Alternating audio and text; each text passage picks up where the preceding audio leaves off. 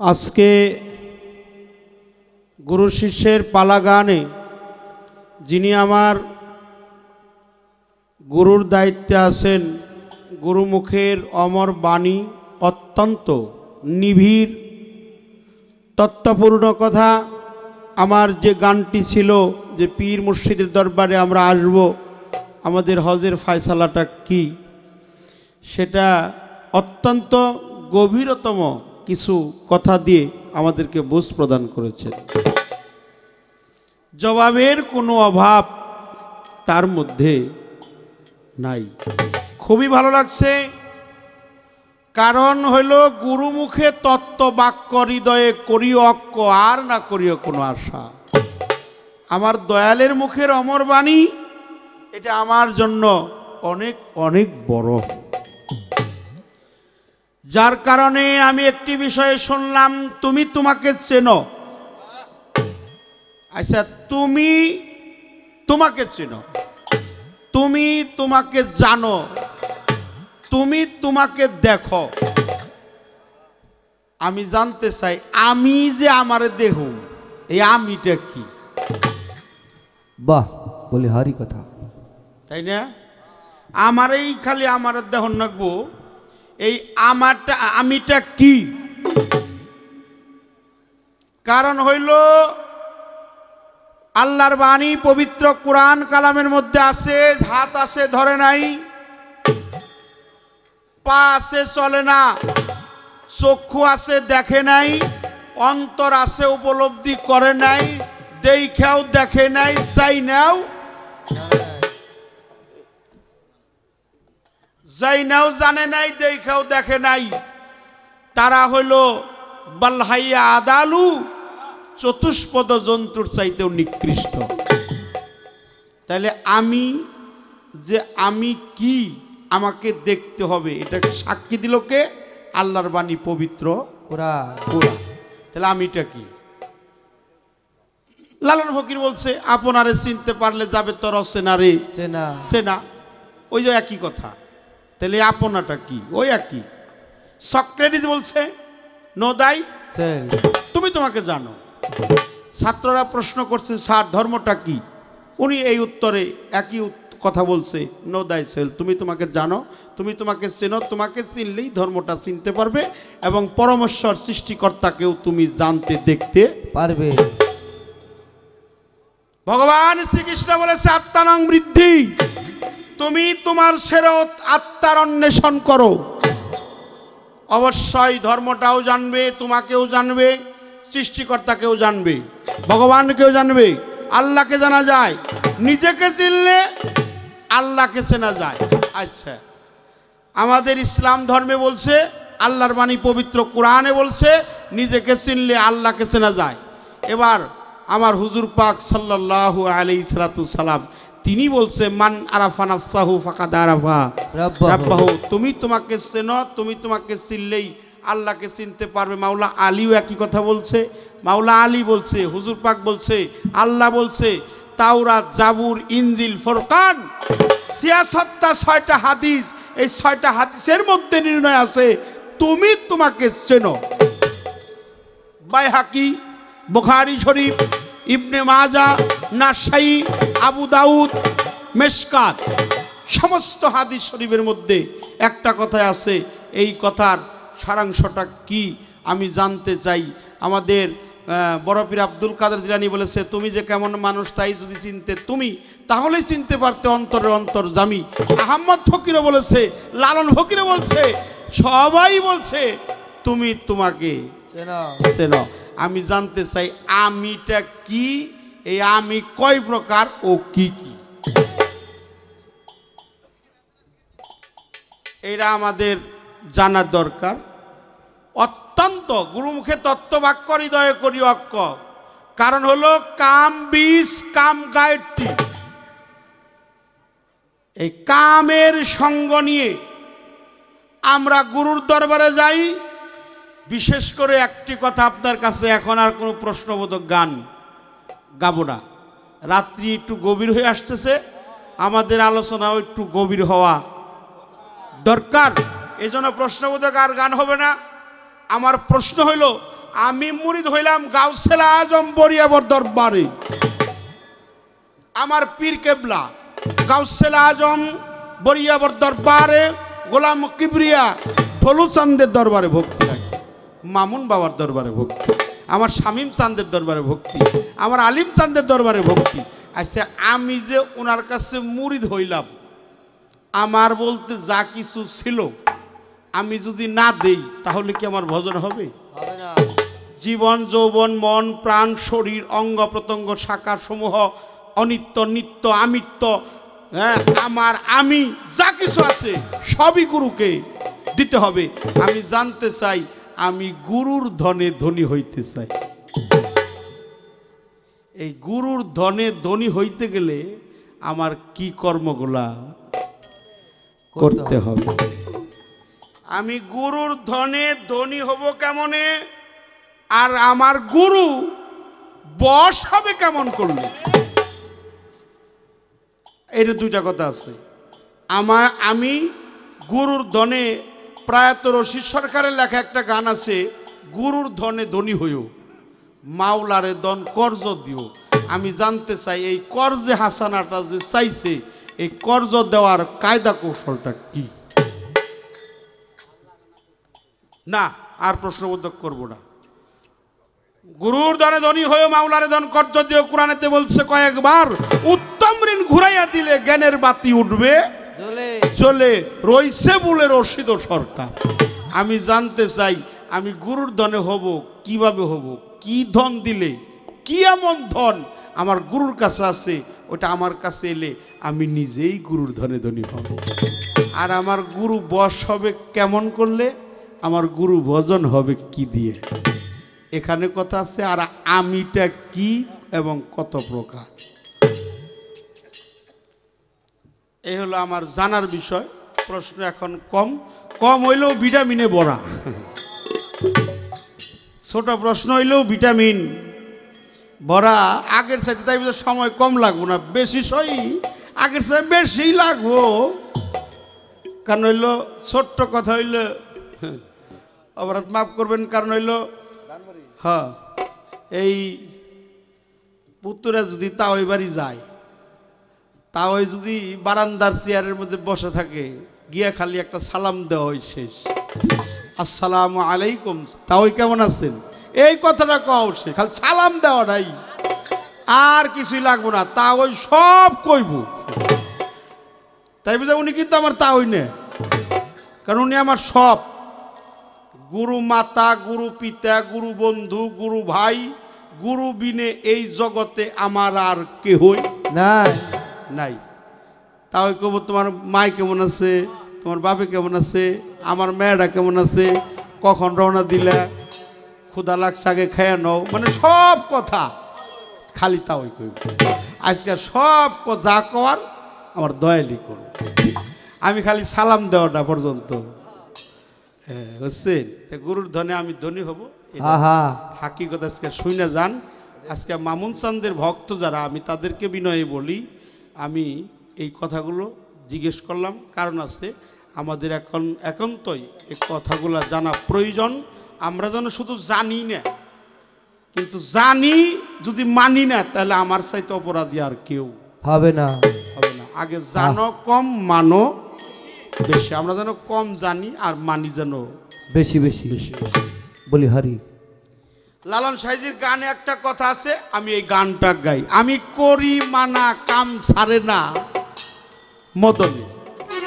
এই মদনের বাসস্থানটা কোথায় মানব দেহের, এটা আপনার কাছে প্রশ্ন রয়ে গেছে।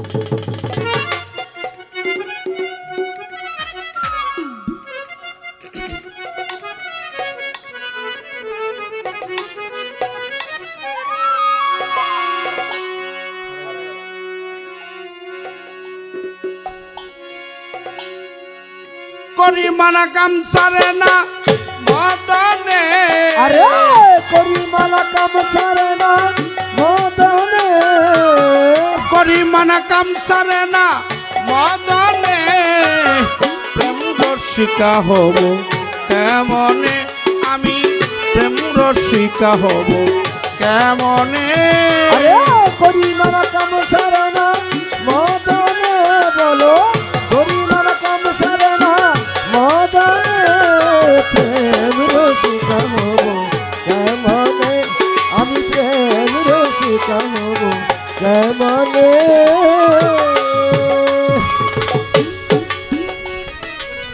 দেহে এক মদন রাজা বসাই কাচারি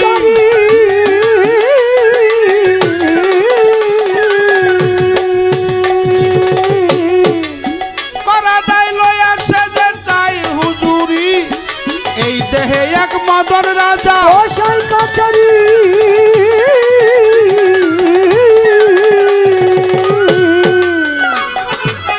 করা দেয় লয়া সে যে চাই হুজুরি মদন সে দুষ্ট বাড়ি করে সে তুষুলদারি মদন সে দুষ্ট ভারী করে সে তহসিলদারি মদন সে দুষ্ট বাড়ি করে সে তুষুলদারি তারে দিয়া মুন্সিগিরি গোপনে বলো কত করে মুন্সিগিরি গোপনে করে সে মুন্সিগিরি গোপনে প্রেম রসিকা হব কেমনে আমি প্রেম রসিকা হব কেমনে করিমালা কাম সারনা মদনে সেজে করিমালা কাম সারনা মদনে প্রেম রসিকা হব কেমনে বল প্রেম রসিকা হব কেমনে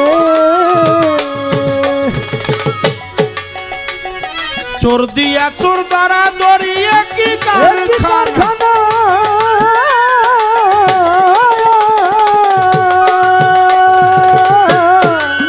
আমি যা জিজ্ঞেস করি কানে বলে না চোর দিয়া চোর দ্বারা দড়ি কারখানা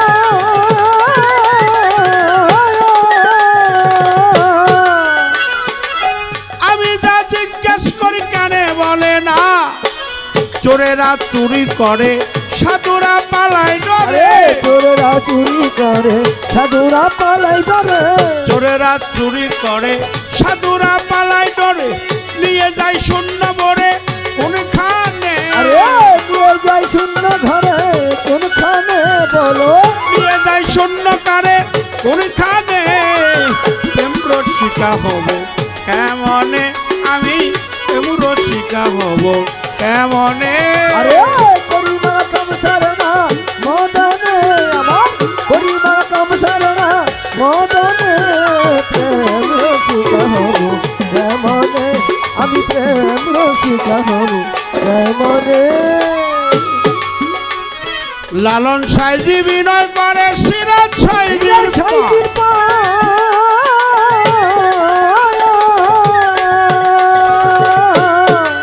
স্বামী মারিলে নালির জানাবো কোথায় লালন সাইজি বিনয় করে সিরাজ সাইজির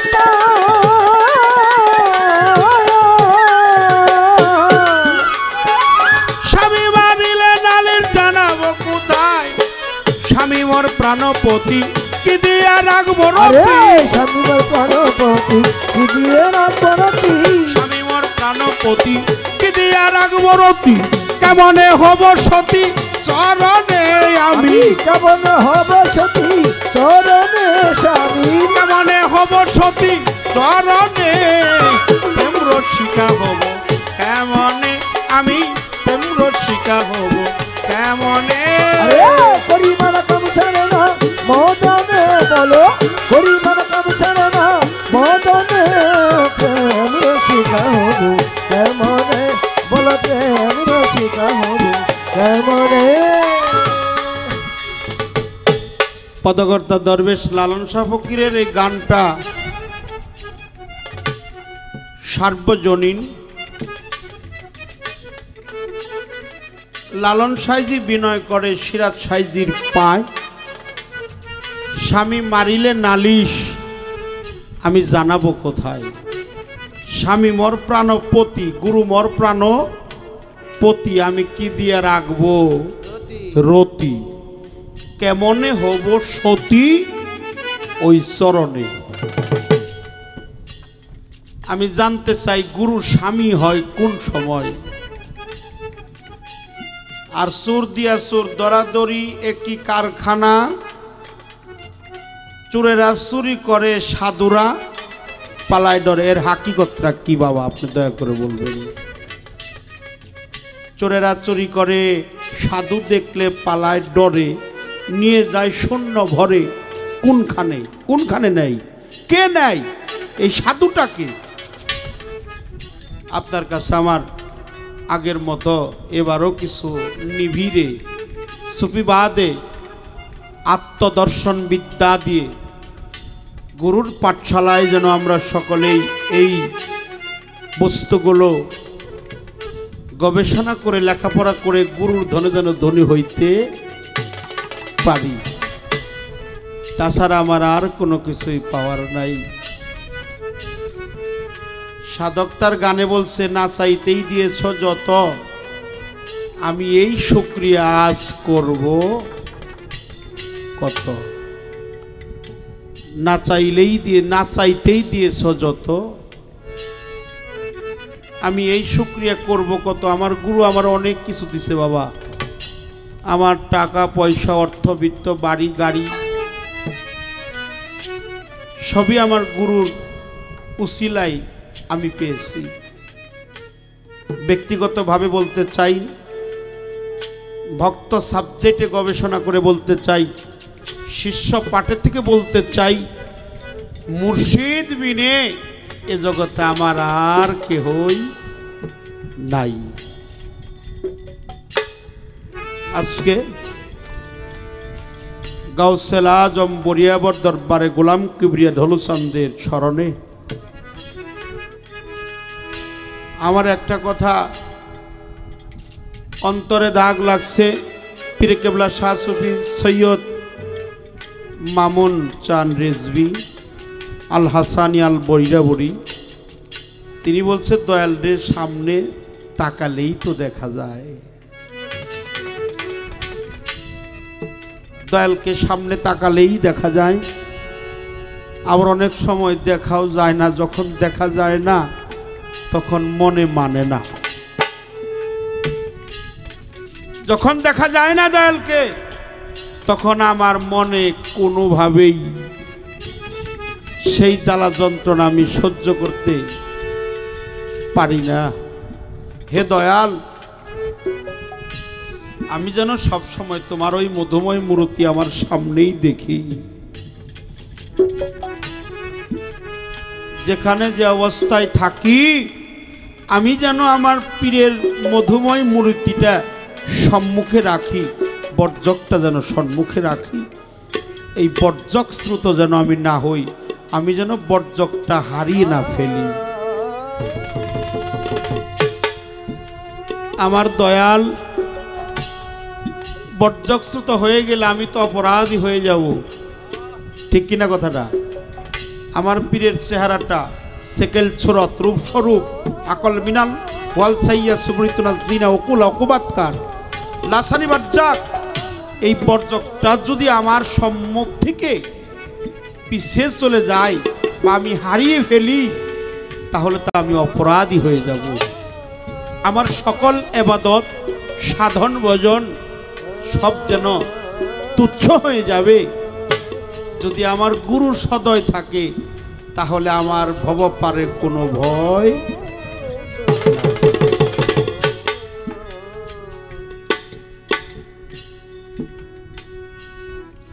সকলের চরণে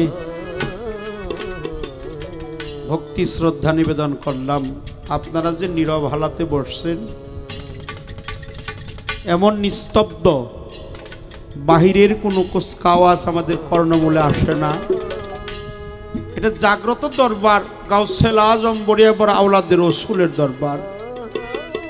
এই আওলাদের রসুলের দরবারে আসছি, এই দয়ালের দরবারে এসে নিজেকে অনেক ধন্য মনে করি। আমি ছোট্ট একটি কথা বলবো। আমাদের কাদরিয়া তরিকার কান্ডারি আমাদের দয়ালদের নামের পাশে দেখি গাউসেল আজম বৈরাবরী সৈয়দ মামুন চান রেজভি আল হাসানি আল হুসাইনি। হুসাইনি বংশে আসছে কে? আতায়ে রসুল, হিন্দের অলি, গরিবের বন্ধু, গরিবের নেওয়াজ খাজা মঈনুদ্দিন চিশতি রহমাতুল্লিল আলাই। আর কাদরিয়া তরিকার কান্ডারি হাসাইনি বংশে আসছে পিরানে পীর দস্তাগীর মাহবুবে সুবহানি গাউসে সামদানি শেখ সৈয়দ মহিউদ্দিন আব্দুল কাদের জিলানী রহমাতুল্লিল আলাই। বৈরাবরটা হাসানি এবং হুসাইনি, কারণ নবীর বংশধর। ডাইরেক্ট, এরা কোনো ভায়া না, এরা ডাইরেক্ট চলে আসছে। বড় পীর তার চেহারার মধ্যে এমন নূর তাজাল্লা ছিল যে এক নজর বড় পীরকে দেখছে, সে বড় পীরের পিছনে লেলিয়ে পড়ছে। সব কিছু ভুলে গিয়ে সে আর বড় পীর বিনে আর কিছুই বুঝে নাই। দয়াল যখন সফরে যায়, আমি দেখছি আল্লাহর অলিরে, আল্লাহর মেহমান, আল্লাহর বন্ধু, গাউস কুতুব, পাগল, মস্তান, আউলিয়া, আশেকান, এরা যখন সফরে যায় সঙ্গে 10 জন 20 জন ভক্ত তাল বিলাম হিসাবেও সঙ্গে যায়। আমার বড় পীর যখন কাফেলা করে যাইতো, ওনার সাথে 100, 200, 300, 400 লোক ওনার সাথেই থাকতো। শুধু সাথে থাকতো না, যেখানে যে কর্ম নিয়ে ব্যস্ত থাকতো, ওই কর্ম পরিত্যাগ করে বড় পীরকে দেখার জন্য সকলেই ছুটে চলে আসতো। সকলেই বড় পীরকে দেখবে, বড় পীরকে দেখলে তার সমস্ত দুঃখ জ্বালা যন্ত্রণা দূরীভূত হয়ে যাবে। এজন্য সে বড় পীরকে দেখে। বড় পীর যাচ্ছে তো, রাস্তার দুপাশে লোক, শত শত লোক সারিবদ্ধভাবে দাঁড়ালো বড় পীরকে এক নজর দেখার লক্ষ্যে। মুসলমান ধর্ম, ইসলাম ধর্মের অনুসারী, নাম হলো আলী, কর্ম তার জুতা সেলাই করা। বসে বসে জুতা সেলাই করতেছে রাস্তার পাশে। সে বড় পীরকে দেখতে চায় না। আমি কেন কথাটা বলতেছি, আপনারা ভক্ত যারা, গাউসুল আজম বরিয়াবরের গোলাম যারা, আপনাদের চরণে আমার এই কথাটা নিবেদন রইল, খুব খেয়াল করে শুনবেন। ভক্তির বল বর্জকটা কি, আলী মুসি তার প্রমাণ দিয়ে গেছে। বর্তমানে জীবনীর মধ্যে তা প্রকাশ আছে। যাচ্ছে বড় পীর। বড় পীর আল্লাহর বন্ধু, আল্লাহর অলি। উনি সামনের খবর জানে, পিছনের খবর জানে, ডাইনের খবর জানে, বামের খবরও জানে। তারা তো আল্লাহর বন্ধু। যারা আল্লাহর বন্ধু হয়ে গেছে তারা হয়ে গেছে অন্তর্যামী অলি, আল্লাহ, গাউস কুতুব, পাগল, মস্তান।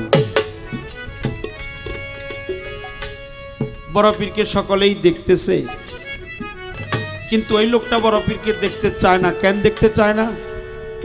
সে মস্তক নত করে রাখছে, অবনত মস্তক তার। শুধু অবনত মস্তক নয়, মুখে বসন দিয়ে তার মুখটা আবৃত করা। সে বড় পীরকে দেখতে চায় না। আমার বড় পীর বলল, বাবারা সকলেই তো আমাকে দেখার জন্য ছুটে আসছে, কিন্তু ওই লোকটা যে আমাকে দেখতে চায় না, মস্তক অবনত করে রাখছে, শুধু তাই নয়, বসন দিয়ে মুখটা ঢেকে রাখছে।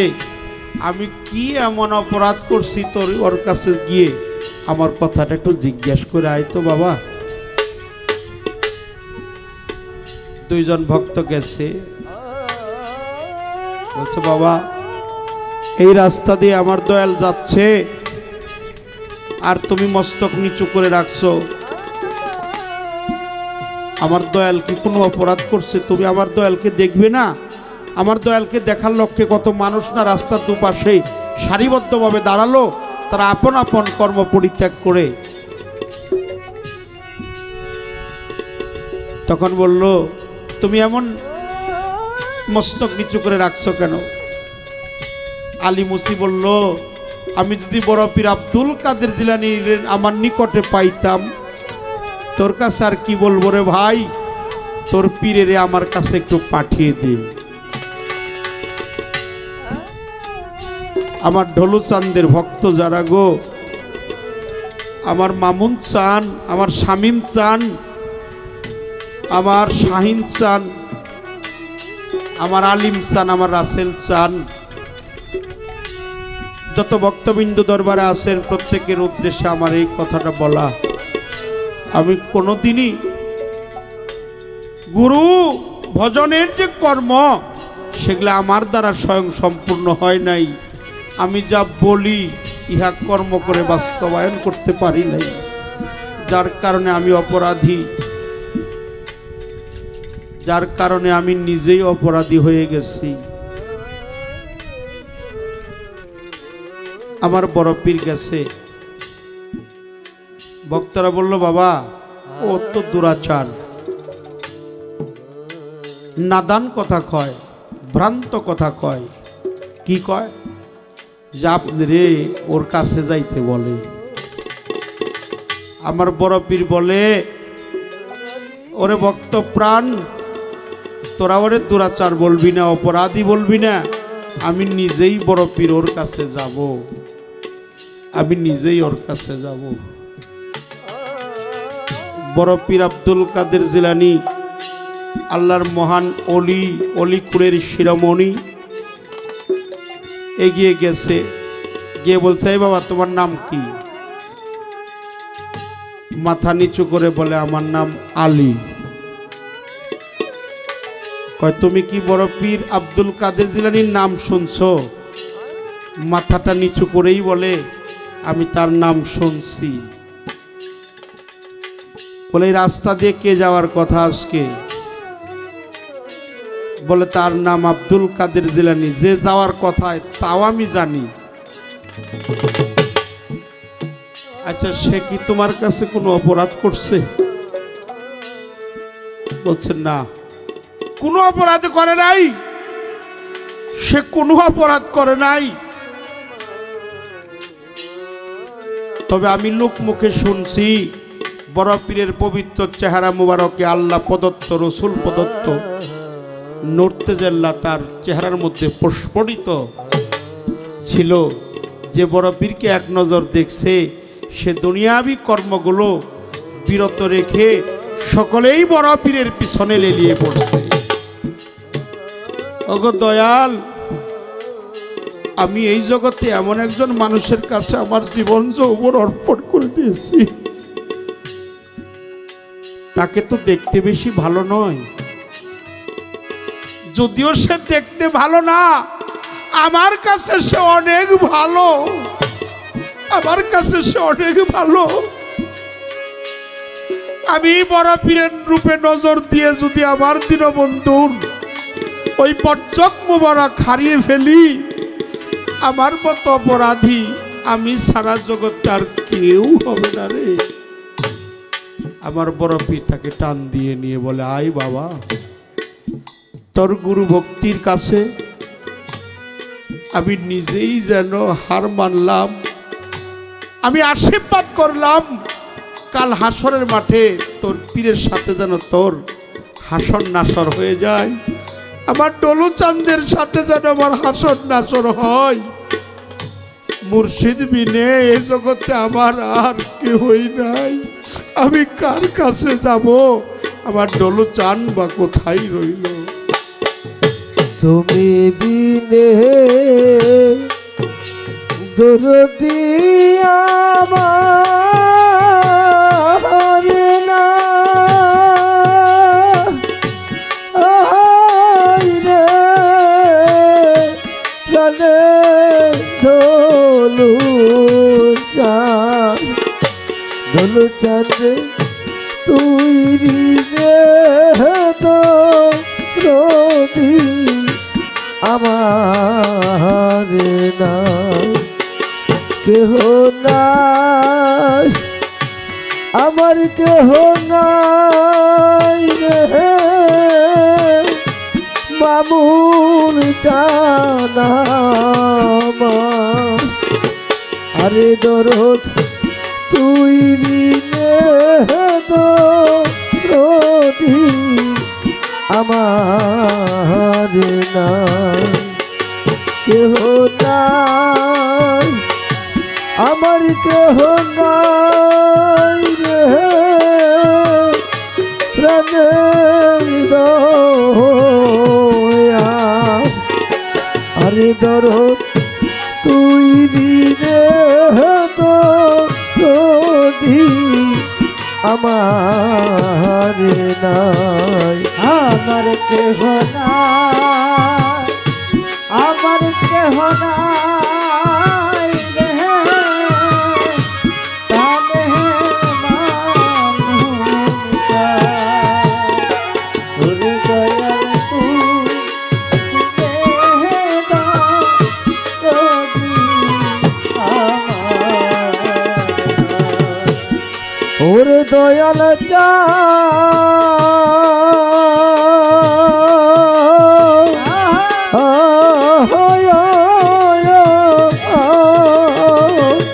আরে দরদ যারে ভাবি আপন আপন দয়াল সেই তো আমার নয়াপো সেই তো আমার মামুন চাঁদের সেই তো ও ঢোলু চান, ও মামুন চান, ও ধলু চা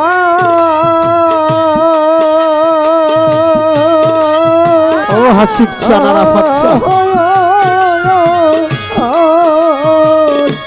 আরে দরদ যারে ভাবি আপন আপন দয়াল সেই তো আমার নয়াপো ওরে দয়াল সেই তো আমার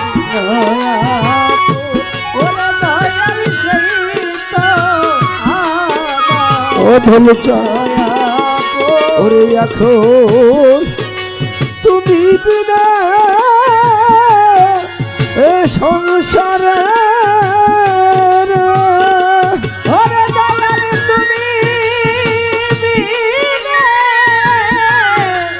এই সংসারে দোল চন্দ্র তুমি বিনা এ সংসারে মামুন চন্দ্র আমারিকে নয়নে প্রাণে বৈরা মরি আরে দরদ তুই রে তো নদী আমার নাই, আমার কেহ নাই, আমার কেহ নাই রে, প্রাণের দয়াল, ওরে দয়াল তুই দে দাও যদি আমার। ও ধলু চা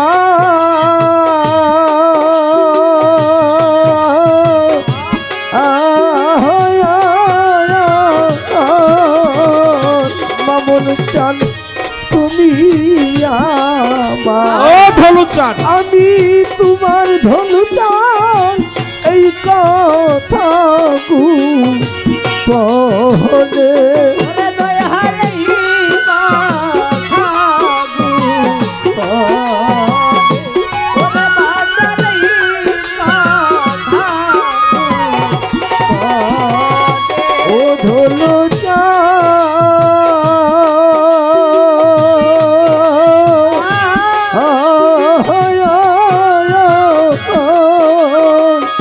বৈরা বলি তুমি আমার, আমি তোমার বাজার এই কথা পহলে ওরে বাজার এই কথা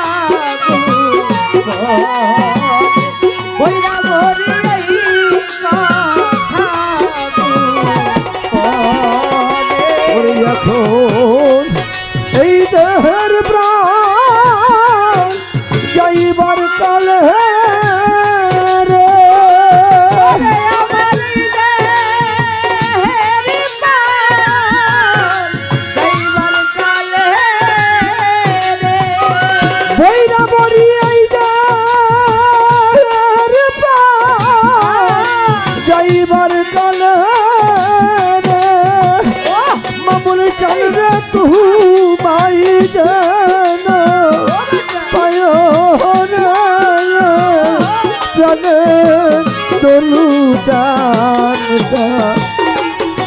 দরদ তুই দিবে তো নদী আমার নাই আমার ও ধলুচান আমার কেহ নাই রে প্রাণের কইরা বলি ওরে দয়াল তুমি দিলে তো যদি আমার কোথায় আছো দলুচান দেখা দেওয়া পরে আমার যত গোপন কথা খুইলা কইতাম তারে দয়ালে সে হৌকান্ডারে রে দোলো চালে সে হৌকান্ডারি দেব আজকে পবের বাড়ি মুর্শিদে সে হৌকান্ডারি বাবাকে ভব পারি মুর্শিদ সে হৌকান্ডারি বাবাকে ভব পারি দোলো চালে সে হৌকান্ডারি খালি খালি খালি লাগে রে মামুন বাজান আমার দলুচন কোথায় আজকে আমার দলুচান গিয়া পালাইছে কোথায় বৈরাবরের গোলাম যারা রে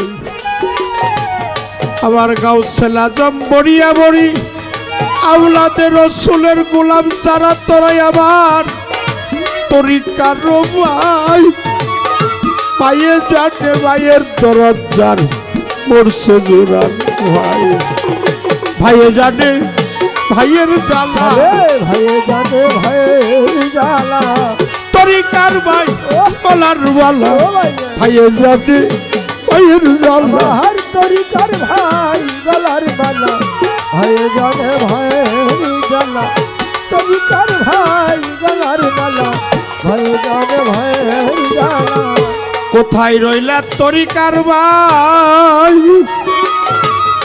আমার মামুন চান্দের গোলাম আমার দলুদ চান্দের গোলাম রে আমার শামীম চান্দের গোলাম শাহিন চান্দের গোলাম আমার আলিম চান্দের গোলাম আমার রাসেল চান্দের গোলাম এই জগতে যার তরিকার ভাই ছেড়ে গেছে জগতের ভিতরে তার মতো আর হতভাগা নাই এ তীর্ণ ভুবনে ভাই জানে ভাইয়ের জ্বালারে যা করছে জোরের ভাই অসময় নিদানের কালে আবার তরিকারও ভাই আইরে ভাই পক্ষে আয় আইরে ভাই বক্ষে আয় তোর মতো ভাই কোথায় রে পাই আইরে ভাই পক্ষে আয় আমি তোর মতো ভাই কোথায় রে পাই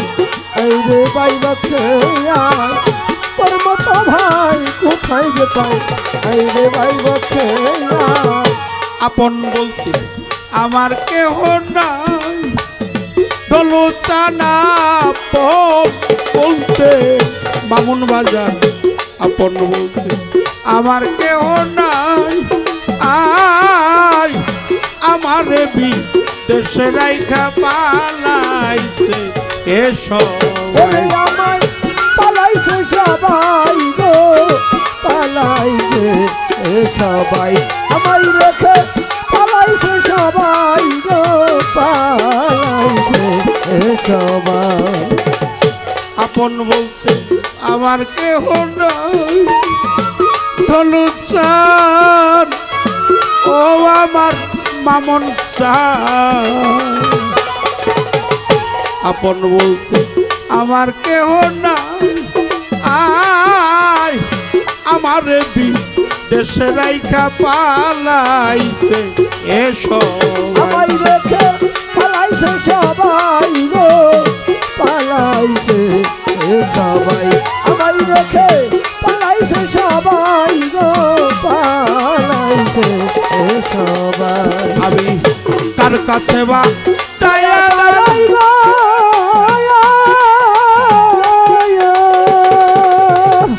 ওরে আমায় সকলেই ভুলে গেছে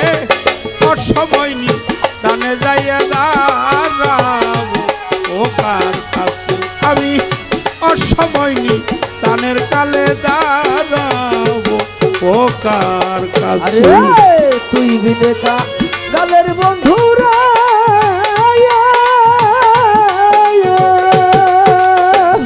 মামুন চান এইভাবে আর কে আছে অসময় দানে যায় দাঁড়াবো ও কার কাছে আমি অসময় দানে যায় দাঁড়াবো ও কার কাছে দুঃখের বোঝা নামাবো কোথায় ওরে আমার ব্যথার বোঝা মামন চান ব্যথার বোঝা নামাবো কোথায় আয় তার কাছে যাই দেখি ব্যথা তাহারি দেখি ব্যথা তাহারি মাথায় গো তাহারি মাথায় দেখি ব্যথা তাহারি মাথায় গো তাহারি মাথায় রাও করে না আমার কোথায় গো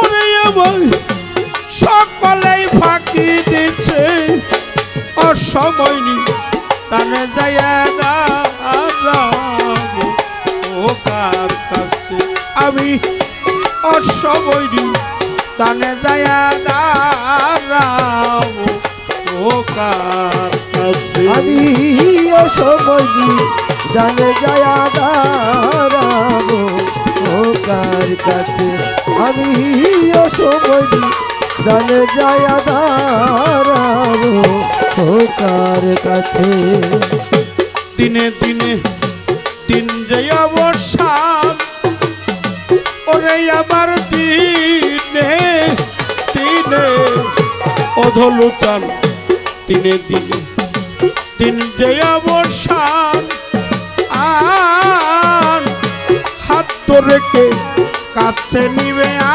আসিলে এ ওই আমার আসিল নিদান গো আসিলে নিদান হাত ধরিবে আসিল নিদান গো আসিলে নিদান দিনে দিনে দিন যে অবসান ওরে আমার দিনে দিনে ধলু বাবা দিনে দিনে দিন যে অবসান আর হাত ধরে কে কাছে নিবে আসিলে এ কাছে নিবে আসিল নিদান গো আসিলে নিদান হাত ধরিবে আসিল নিদান গো আসিলে নিদান ওই চিন্তায় বা রহমান গো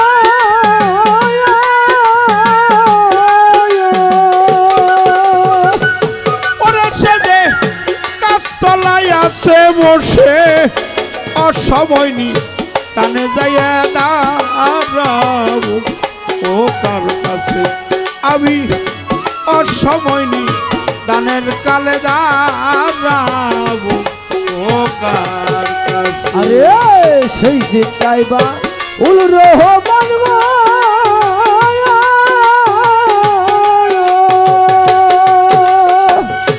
ওরে সে যে কাজতলায় আছে বসে অসময় নি টানে যাইয়া দাঁড়াবো ও কার কাছে আমি অসময় নি দানে যাইয়া দাঁড়াবো ও কার কাছে আমি অসমজি জানে যায় দাঁড়াবো ও কার কাছে আমি অসমজি জানে যায় দাঁড়াবো ও কার কাছে হইবে নে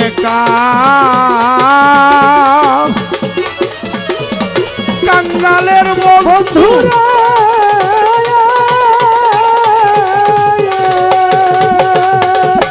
ওরে বন্ধু এইভাবে আর কে আছে অসময় অসময় নিদানের কালে দাঁড়াবো ও কার কাছে আমি অসময় দানের কালে দলুসান দাঁড়াবো ও কার কাছে।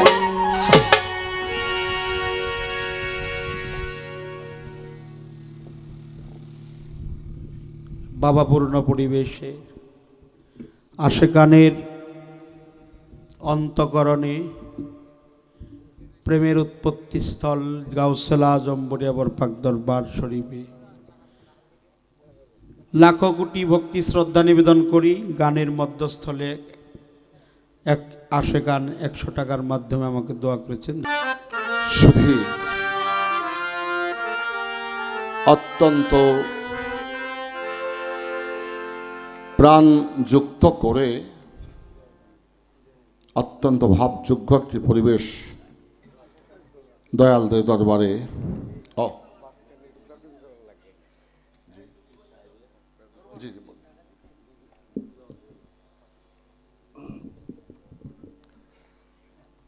আরিফ দেওয়ানের কনসার্টে নজরুল সঙ্গীতের যে কনসার্ট দিছে সেই কনসার্টে আমার দয়াল সন্তুষ্ট হয়ে তাকে 500 টাকা দিয়ে আশীর্বাদ করেছেন।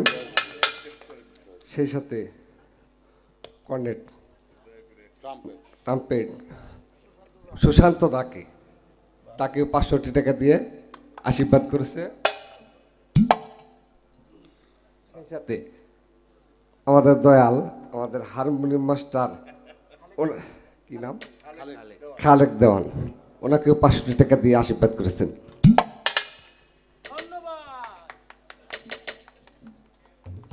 শুধু কোনো অর্থ জীবনের অভিশাপ বয়ে আনে, আবার কারো কারো দেওয়া অর্থ এটা আশীর্বাদ হয়ে আসে না বাজান? 1 টাকার মধ্যে বহু টাকা, আবার কোটি টাকার মধ্যে 1 টাকাও নাই। আল্লামা জালালউদ্দিন রুমি বলেছেন, আমি এমন কিছু মানুষ দেখেছি গায়ে তাদের কোনো পোশাক নাই, আমি এমন কিছু পোশাক দেখেছি ভিতরে কোনো মানুষ নাই, আমি এমন কিছু মানুষ দেখেছি যে তাকে দেখার সাথে সাথে মহান মালিককে পাওয়ার একটা আগ্রহ আকর্ষণ সৃষ্টি হয়ে যায়।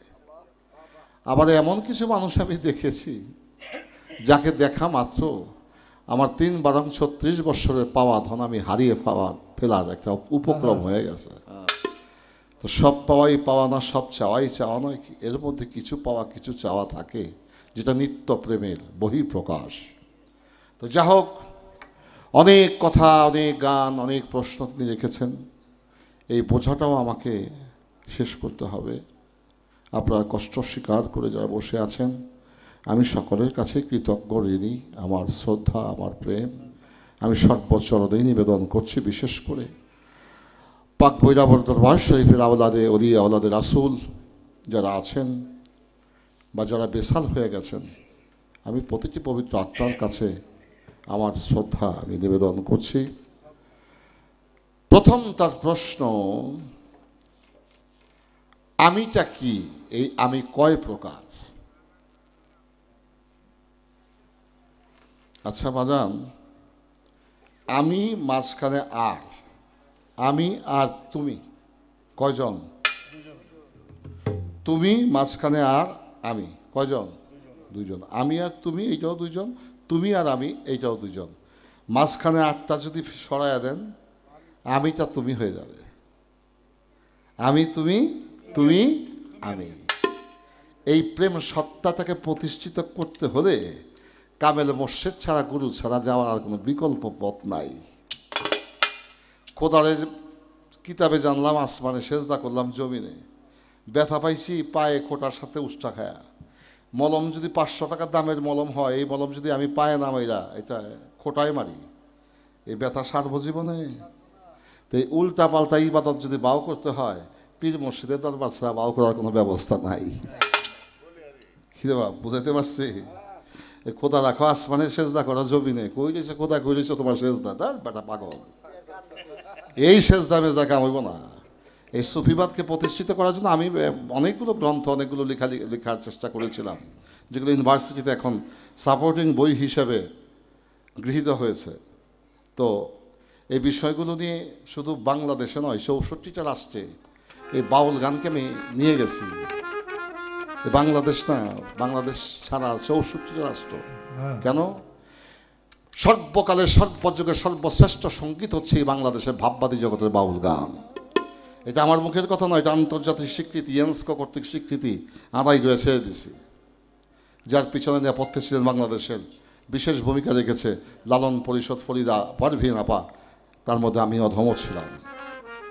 2009 সনে এটা আন্তর্জাতিক ইউনেস্কো কর্তৃক স্বীকৃতি, সর্বকালের সর্বযুগের সর্বশ্রেষ্ঠ সঙ্গীত হিসাবে স্বীকৃতি লাভ করেছে। তো আজকে সেই সুফি দর্শনে আমি এবারও অংশ বিশেষ গান করব। গান যদি আমি 5-6টা গায়ে ফেলাই, ও আর সময় পাবে না। ওকে সময় দেওয়ার জন্য যে জায়গাটুকু ধরার দরকার ওই জায়গাটা ধরবো আমি। তো আমি আর তুমি, আমি শব্দটি কয় ভাগে বিভক্ত বাজান? বাড়ি আমার, ঘর আমার, স্ত্রী আমার, পুত্র আমার, স্ত্রী আমার, ভাই আমার, বন্ধু আমার, স্বজন আমার, জ্ঞাতি আমার। এই আমার কি চিরস্থায়ী না ক্ষণস্থায়ী? ক্ষণস্থায়ী। এটা লীলা ক্ষেত্রের আমি। এই আমিটা হচ্ছে মিথ্যা। আর মুর্শিদ আমার, দয়াল আমার, গুরু আমার, নবী আমার, আল্লাহ আমার, এই আমিটা হচ্ছে চিরস্থায়ী। একটা হচ্ছে ক্ষণস্থায়ী, একটা হচ্ছে চিরস্থায়ী। একটা হচ্ছে লীলা, একটা হচ্ছে নিত্য, একটা হচ্ছে সত্য, একটা হচ্ছে মিথ্যা। এখান থেকেই বাছট করতে হবে বাজান। আমার জীবনের 46টা বৎসর পার করলাম এই সঙ্গীত জীবনে। আমি যাদের জন্য উপার্জন করলাম, নিজের জীবন দিয়েই বলছি।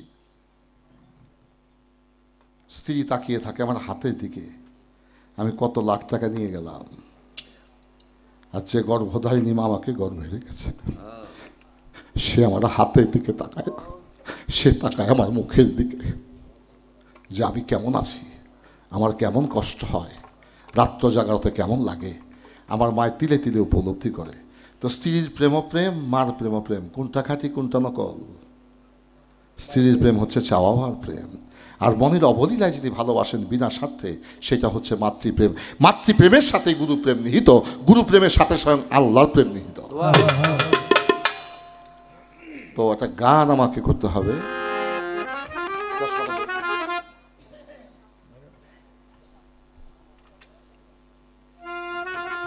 আমি গুরু ধনে ধনী হব কিভাবে, এবং গুরু সত্তাকে আমি কিভাবে বশ করব, তার উপায় কি? কর্জে হাসানা কিভাবে দিতে হবে, ভজন করব কিভাবে, মদনের বাসস্থান মানব দেহে কোথায়, করিবানা কাম ছাড়ে না মদনে, আমি প্রেম রসিকা হব কেমনে। এখান থেকে শুরু করি নাকি? করিবানা কাম ছাড়ে না মদনে। মানাটা তোমার ডকে রয় না বাবা, মানাটা ডকে রইলে ভালো হইতো। যেটা হয় এটা ঠিক মতো হয় না আর কি। তো একটা গান আগে করি, লালন সাইজি গান যখন করছে একটা গান দিয়ে এখানে করি।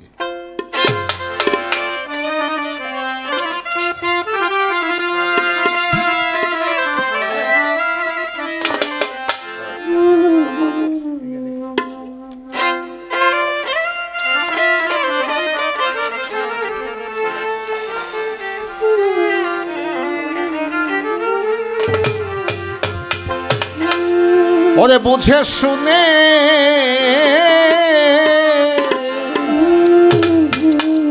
কইর পিরি,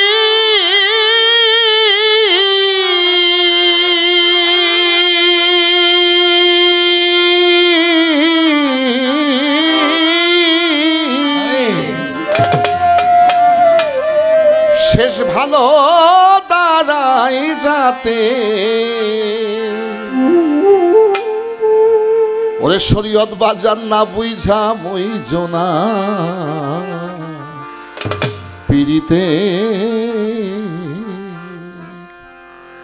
আমার আসর শেষ করা চলাকালীন অবস্থায় যদি আজানও পড়ে, আমি ফজরের নামাজ পড়ে আমি আমার আসরের কাজটা শেষ করার অভিপ্রায় ব্যক্ত করলাম। যদি নামাজ পড়ে গান করে শেষ করতে হয় আমি শেষ করব, কিন্তু এই আসরটা তুমি কতটুকু সময় পাবে আমি জানি না, কিন্তু আমাকে তুমি যে প্রশ্ন করেছো এটা ফজরের আজান পার হয়ে যাবে আমার মন বলে। এক জমিদারের বাড়িতে এক মেথর নেই, ময়লা পরিষ্কার করে, মেথর বলে না তাদেরকে, পুরুলিঙ্গ হলো মেথর আর যিনি স্ত্রীলিঙ্গ এই মেথরনি বলে। তো সে কাজ করে, হঠাৎ করে এই রাজার বাড়ির কাজ করতে করতে মেথরনি বাসায় গিয়ে অসুস্থ হয়ে পড়ে। একদিন, 2 দিন, 3 দিন, 4 দিন, 5 দিন, 6 দিন, 7 দিন চলে যায়, মেথরনির রোগ আরও বাড়ে। একমাত্র ছেলে স্বামী নাই, সে হলো বিধবা। ছেলেকে বলে, বাপ আজকে 7 দিন যাবত আমি বিছনায় পড়া, রোগ তো আমার বাড়তেছে, তো আমি রাজার ওখানে চাকরি করি, ময়লা আবর্জনা পরিষ্কার করি, বেতন যা পাই আমিও খাই, তোরেও খাওয়াই, তা আমি তো অসুস্থ বাবা, যদি পারস আমি সুস্থ যদি যতদিন না হই ততদিন তুই আমার কাজটা রাজার বাড়ি থেকে কর। মার কথা শুনে সন্তান ভোরবেলা চলে গেছে, গিয়ে দেখে ময়লা আবর্জনা স্তূপ পড়ে আছে, এগুলো সব পরিষ্কার করতেছে, ধুইতেছে। এদিকে রাজার একমাত্র কন্যা স্নান ধুতি শেষ করে সে দোতলায় কুর্সির মধ্যে বসে আছে, মাথার চুল রোদ্রে শুকাবার জন্য। এই ময়লা আবর্জনা পরিষ্কার করতে করতে হঠাৎ করে চোখ পড়ছে গিয়া এই রাজার মাইয়ার দিকে। এমনই রূপবতী মেয়ে কন্যা, রাজকন্যা, চাঁদকেও সে হার মানায়। দেখার সাথে সাথে ধুম কেসে দাঁড়ানো অবস্থা থেকে মাটির মধ্যে পড়ে অজ্ঞান হয়ে গেছে। রাজবাড়িতে হট্টগোল পড়ে গেল। মেথরনি ছেলে আসছিল কাজ করতে শেষে অচৈতন্য অবস্থায় মাটির মধ্যে পড়ে গেছে। বৌদ্ধ কবিরাজ ডাকা হলো, চিকিৎসাপত্র দেওয়া হয়, তাকায়ও না, কথাও বলে না, হাত পাও নাড়ে না। দিন গড়িয়ে সন্ধ্যা হয়ে যায়, একই অবস্থায় আছে। তখন রাজা বলেন, যার মরার আফত তার বাড়িতে দিয়া ধরাধরি করে নিয়ে মেথরনির কাছে, বিধবা মা তার কাছে নিয়ে গেছে। মা ছেলে খেপে বলে, চাকরি গেছিল ভিক্ষা করে খাইতাম, আমার ছেলেটা আজকে এই অবস্থা হয়ে গেল, ও যদি আমাকে ছেড়ে চলে যায় আমি কাকে নিয়ে আর বাঁচব। মায়ের 2 চোখের জল মোছে আর সন্তানের পরিচর্যা করে। করতে করতে করতে করতে করতে করতে দেখে কোনো ফলাফল নাই। 1 দিন, 2 দিন, 3 দিন পার হয়ে গেছে, অচৈতন্য অবস্থায় পড়ে আছে। এই সংবাদ পেয়েছে রাজার কন্যা, যেহেতু কাজ করতেছিল ভালোই, আমাদের দেখার সাথে সাথে অজ্ঞান হয়ে মাটির মধ্যে পড়ে গেছে।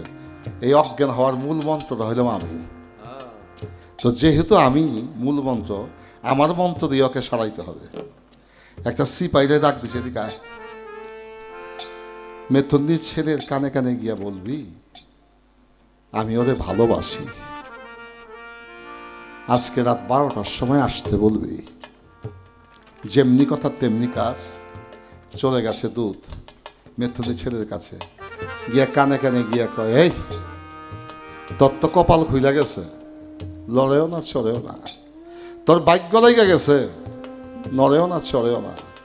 যখন বলছে একমাত্র রাজার কন্যা তোকে ভালোবাসার প্রস্তাব দিয়েছে, ফালতা তারাই বলছে। যে রোগে যে চিকিৎসা, বলে এখন না, রাত 12টার সময় যাইতে বলছে। প্রেমের পাগল কখন বাইতে দেখা যায়, 8টা 9টা 10টা বাজছে, উন্মাদ হয়ে গেছে, কখন তার মনের মানুষের কাছে যাবে। এখানে একটা গানের কথা আছে, ওরে এক পলকে লেনা দেনা জানে শুধু আমার প্রাণে, সে জানে প্রেমের কবেদ, অন্য কি তা জানে। প্রেমের প্রেমিক না হইলে অন্য কেউ জানতে পারে না। বলে এখন না, রাত 12টায় কোনো মতো বাইন্দা সাইন্দা পার করছে রাত্র 11:30। এবার উন্মাদ হয়ে 3 দিন যাবৎ সে অনাহারী, খাবার নেই, তৃষ্ণা নেই, অন্ন নেই। মেথুনী ছেলে রাজার মাইয়ার ভালোবাসার প্রস্তাবে সাড়া দেওয়ার জন্য রাজবাড়ির দিকে দৌড়ায় ছুটছে। রাজার কন্যা এদিকে ফুল বিছনা সাজায়া প্রহরীদেরকে বলেছে, মেথুনী ছেলে যখন প্রবেশ করবে তোমরা তখন তাকে বাধা দিও না, তোমরা দূরে থাকো। গেছে গিয়া দেখে মেইন ফটকের মধ্যে কোনো প্রহরী পাহারা নাই। উঠছে টকটকায় দোতলায়, দোতলায় খাসাম কামরায় ঢুকছে, ঢুকে দেখে যে সুন্দর ফুলের একটা বিছনা সাজানো, রাজার কন্যা নাই, মকমলের বিছনা। চিন্তা করলে হয়তো বা প্রকৃতির ডাকে কোথাও গেছে, আসবে আমার মনের মানুষ। আমি তো 3 দিনে অনাহারি, শরীরটা ক্লান্ত, আমি একটু বিশ্রাম নেই। এই রাজকন্যার ফুলের বিছনার মধ্যে শয়ন করেছে মেথুনীর ছেলে। কিছুক্ষণের মধ্যে চলে আসছে রাজকন্যা, এসে বলে, এই মেথুনীর ছেলে, রাজকন্যার বিছানায় তুমি আমার অনুমতি ছাড়া শয়ন করেছ। অনুরাগ চলে আসছে মেথুনীর ছেলে। ও সখী, আমি তো মেথুনীর ছেলেই, কিন্তু আমার প্রেমটা মেথুনীর ছেলে না, প্রেমটা আমার পরমের অংশ। আমি কাজ করতে করতে যখন তোমাকে দেখেছিলাম এক পলক, ওই দেখা দেখিতে আমার মনোপ্রাণ চলে গেছে তোমার কাছে, আর তুমিও তোমাকে ভালোবাসার প্রস্তাব দিয়েই আনছো। আমি শুধু তোমার বিছানায় শুইতে পারি না, মন চাইলে আরো কিছু করতে পারি। বলে এত সহজ না। সহজ না কেমনে? বলে আমাকে যদি তুমি ভাজ্যা রূপে পেতে চাও, ওই বাগান বাড়িতে বট বৃক্ষের গোড়ায় তুমি 12 বৎসর যদি ধ্যান করতে পারো, তখন তোমাকে বন্ধু রূপে, পতি রূপে, আমি স্বামী রূপে তোমাকে গ্রহণ করব। মেথুনীর ছেলে বলে, 12 বৎসর চোখের পলকে চলে যাবে, আমি এখনই চলে যাবো। যাও। চলে গেছে। রাজবাড়ির সেই বাগান বাড়িতে বট বৃক্ষের গোড়ায় বসেছে ধ্যানে। ধ্যান কি?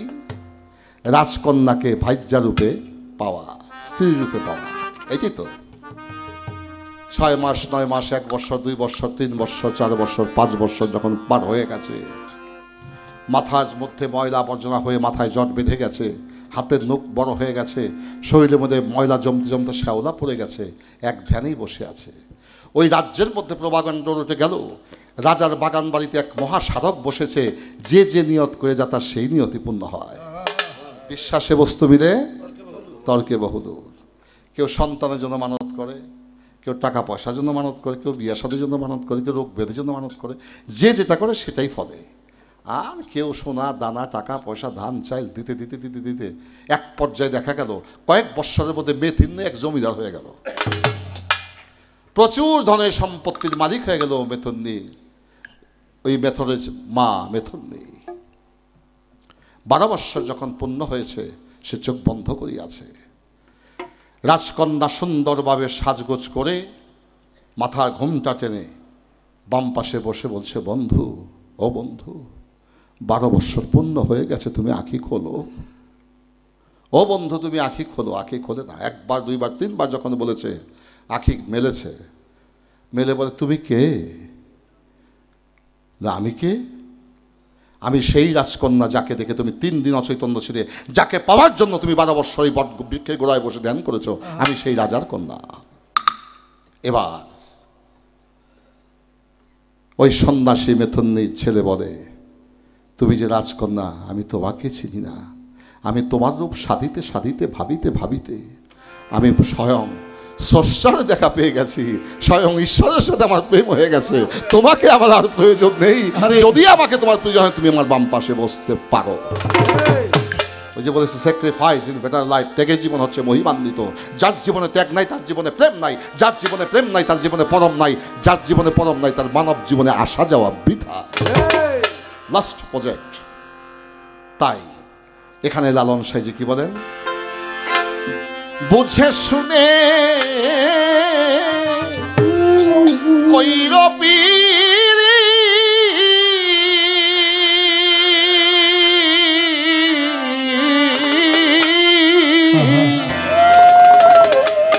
শেষ ভালো দাঁড়াই যাতে, দেখো শেষ ভালো দাঁড়াই নাই যাতে না বুঝা মুইজনা পিড়িতে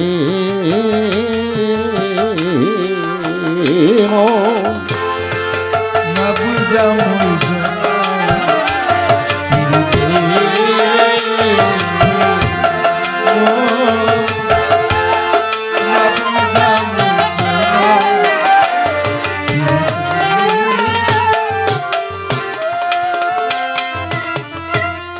ভবের পীড়িত ভূতের কীর্তন ক্ষণে বিচ্ছেদ ক্ষণে মিলন হবে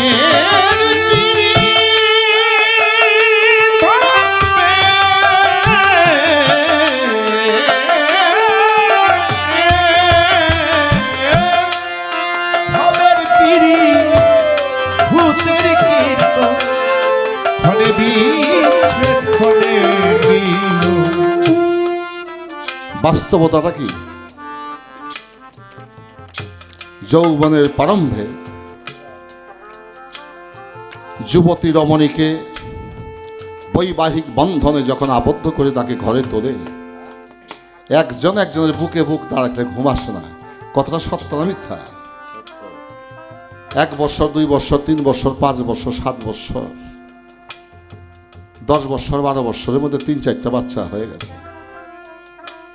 তার যৌবনের প্রারম্ভে যে আকর্ষণ ছিল, 12 বছর পরে কি সে আকর্ষণ থাকে? গাঙ্গে ভাটা লেগে যায়। কারণ যে জিনিসটা বুক লাগিয়ে রেখেছিল, ওই প্রেমের নদী তো শুকায় গেছে। এখন আর আগের মতো ভালোবাসাবাসি নাই। গালের চামড়া ভাঁজ পড়ে গেছে। বুড়ি বলে বুড়ায় কের কের করে না, কথা ভালো লাগে না। কিন্তু এমন একদিন ছিল যার কথা না শুনলে তার ঘুম আসে নাই। তুমি বৈঠকখানায় ঘুমাও। যে রমণী তার ভালোবাসার প্রিয়সী ছিল, সে বারবার কথা বললে তোমার কথা খুব ভালো লাগে না, বিরক্ত লাগে, তুমি তোমার নাতি নাতকু নিয়ে থাকো, আমার মতে আমার থাকতে দাও। কিন্তু দুইজন তো একত্রেই ছিল। আজকে সেই প্রেম কোথায় গেল? এটা হলো ভবের প্রেম। এই ভবের প্রেমের মধ্যে ভাটা লাগতে সময় লাগে না। কিন্তু গুরু শিষ্যে যে পরমাত্মিক প্রেম, এটা যতদিন যায় তত জোয়ারের জল বহে, এটা বারে বরং কমে না। সাইজি বলেন, ভবের পীড়িত ভূতের কীর্তন ক্ষণে বিচ্ছেদ ক্ষণে মিলন, অবশেষে হয় তার মন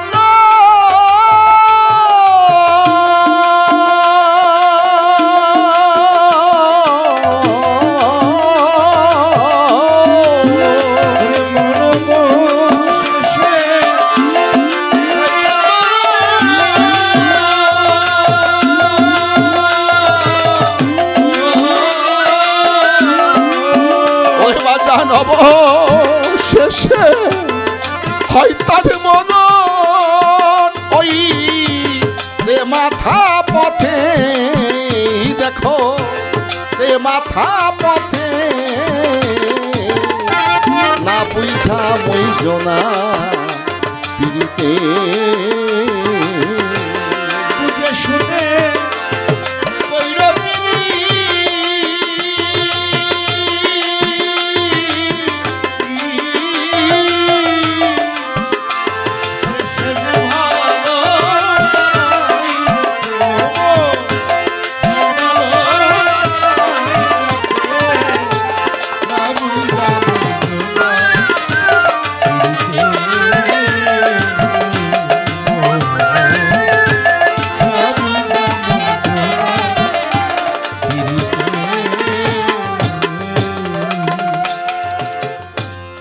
করিমানা কাম সারেদা মদনে আমি প্রেম রসিকা হব কেমন, এই গানটার উত্তর দিতে হয়। কিন্তু এক সাধকের গান গাইছে, ওই সাধকের গান দিয়ে উত্তর দিতে হবে নাকি?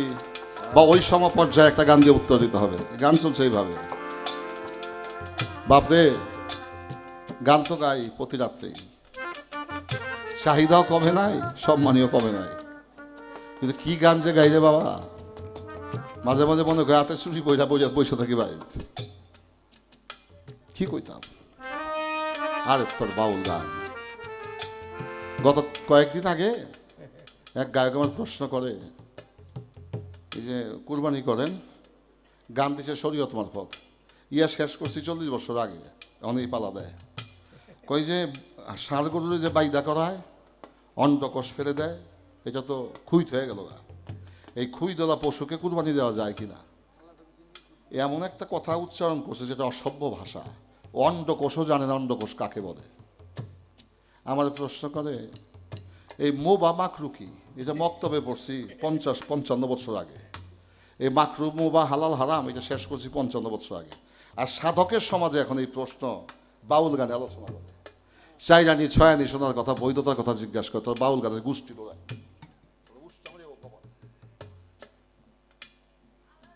এত মূল্যবান সময় যেখানে মানুষ আশেক তার মাসুকে খুঁজে পায়। নবী তো বোরাকে নিয়ে মেরাজে গেছে, রব রব তত্ত্বে চলে গেছে। রব রব তত্ত্ব কি? রব রব মানে আল্লাহ, আল্লাহ নিজে সিংহাসন হইয়া হাবিবকে স্বাগত জানায় তার কাছে নিয়ে গেছে। রব রব তত্ত্ব।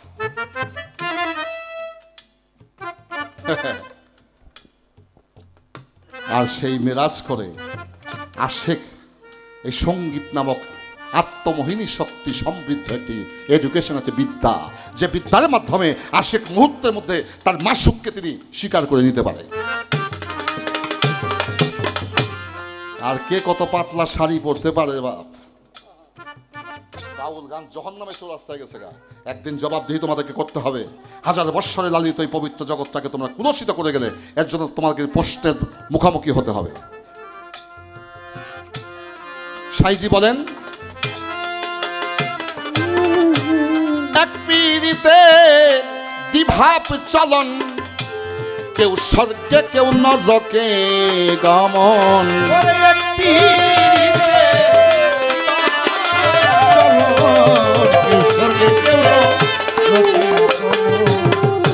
এক পীড়িতে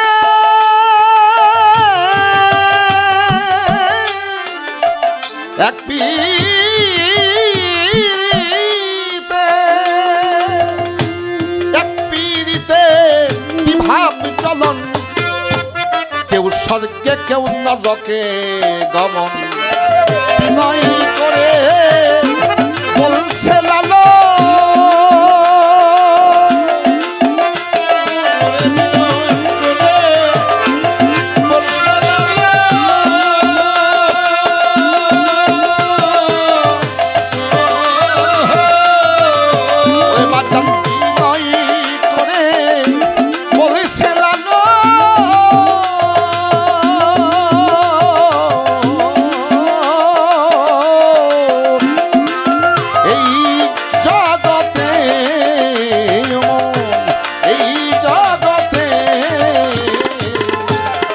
বুঝা বুঝনা বুঝে শুনে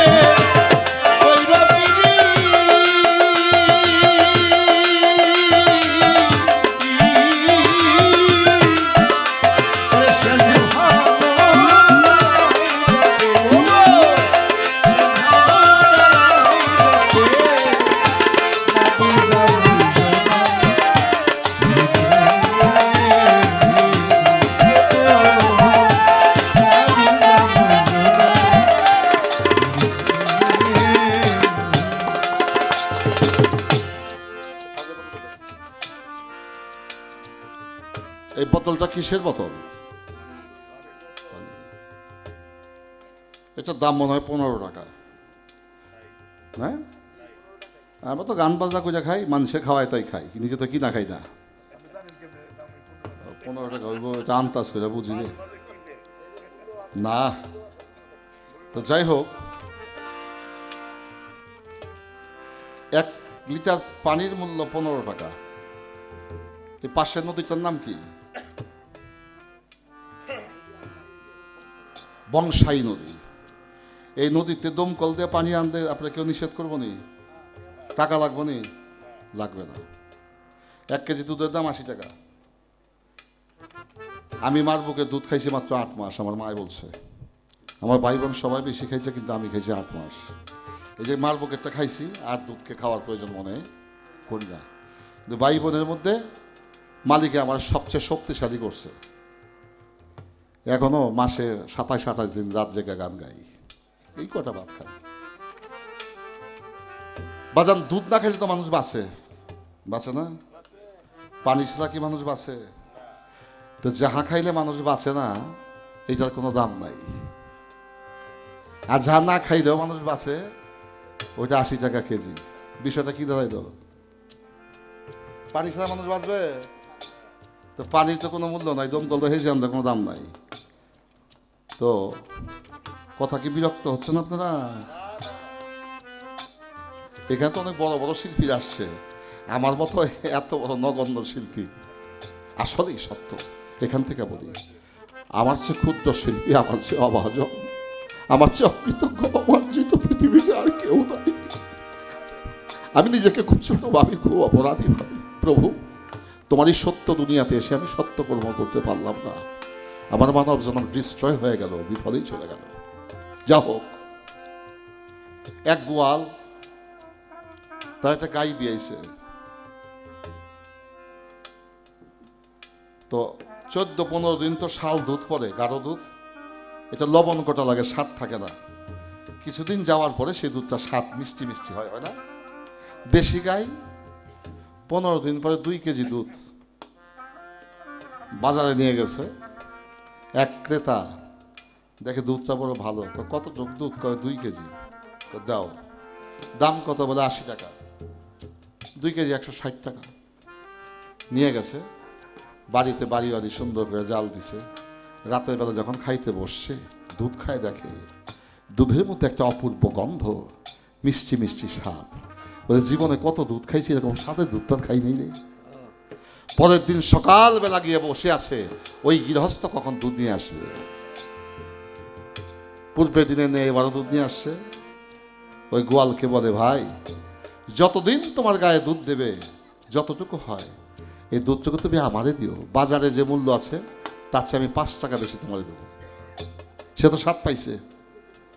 3 মাস 2 কেজি করে দুধ দিছে। হঠাৎ করে বর্ষাকাল, ঘাস টাস নাই, গায়ে দুধ গেছে আধা কেজি কইমা 1.5 কেজি।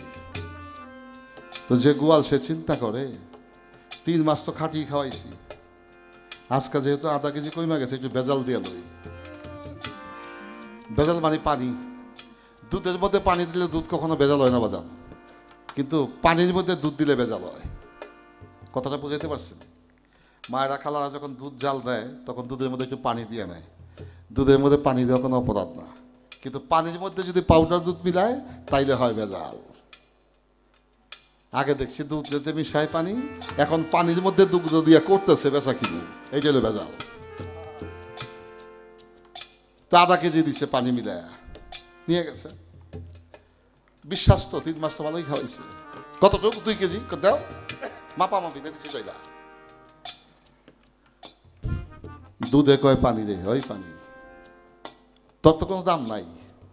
তাই তো, গাঙ্গে টিউবওয়েলে, নদীতে যে যত পারে তত খায়, গোসল করে, অজু করে, রান্না কাজে ব্যবহার করে, বাথরুমে ব্যবহার করে, আমার কোনো মূল্য নাই। তো তোর যে মূল্য নাই, আমার যে তলকে মিশাই দিল, তো মিশাইছে, আমি কি করবো? মিশা গেছি গা। তো ভালো কথা, মিশা গেছস গা। মিশা গিয়ে কি পাইছস? আমার দাম 80 টাকা, তুইও আজকে বিনামূল্যে পাওয়া যায়, তবে তুইও 80 টাকা কেজির দরে বিক্রি হয়েছস।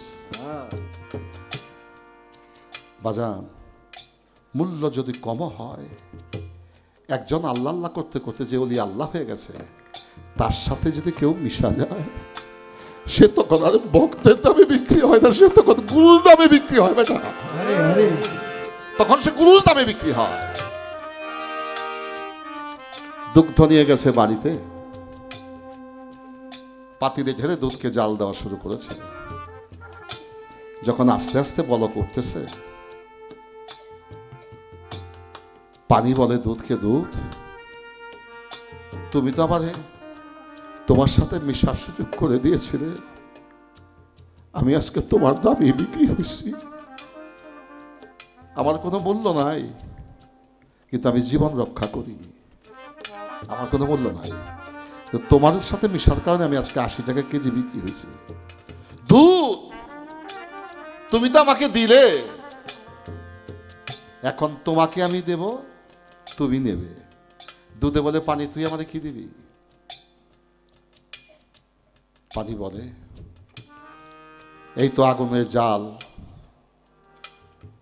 বাড়তেছে, আমি বলকাইতে বলকাইতে বাষ্প হইয়া আমি শূন্যকারে উড়ে যাব, তুমি দুধ থাকবা। দুধ বলে পানি রে, তুই যখন আমার সাথে মিশা গেছস, আমি তোকে আমার থেকে পৃথক হইতে দেব না। কেউ কিভাবে দেবে না? ওই যখন বলক উঠবে, আমি দুগ্ধ নিজেই ঝাঁপ দিয়ে সেই আগুনকে নিভায়া আমি তোকে ধৈর্য রাখবো।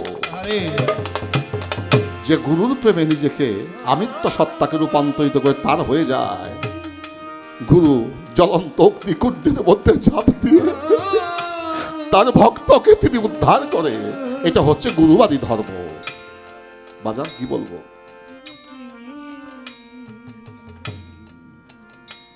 তাই শরীয়ত তত্ত্ব, শাস্ত্র, জল তত্ত্ব, বায়ু তত্ত্ব, আকাশ তত্ত্ব, আত্মতত্ত্ব, দেহতত্ত্ব, মেরাজ তত্ত্ব, নবী তত্ত্ব, যত তত্ত্ব বলো, প্রেম তত্ত্বের উপরে কোনো তত্ত্ব নাই বাজার। প্রেম তত্ত্বের উপরে কোনো তত্ত্ব নাই।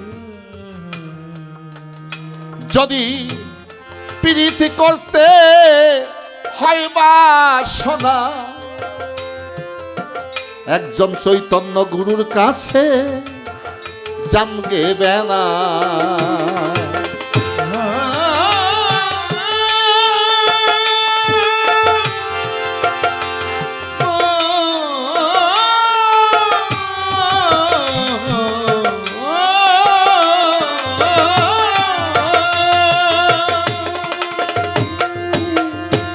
যদি পীড়িত করতে তোমার বাজার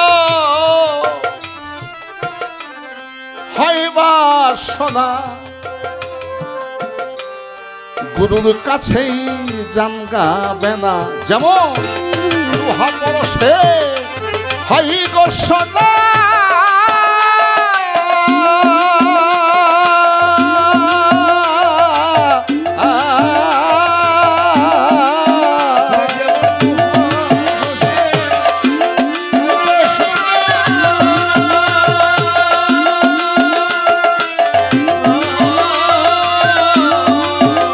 যেমন লোহা পরশে হয় গো সোনা, সেই মতে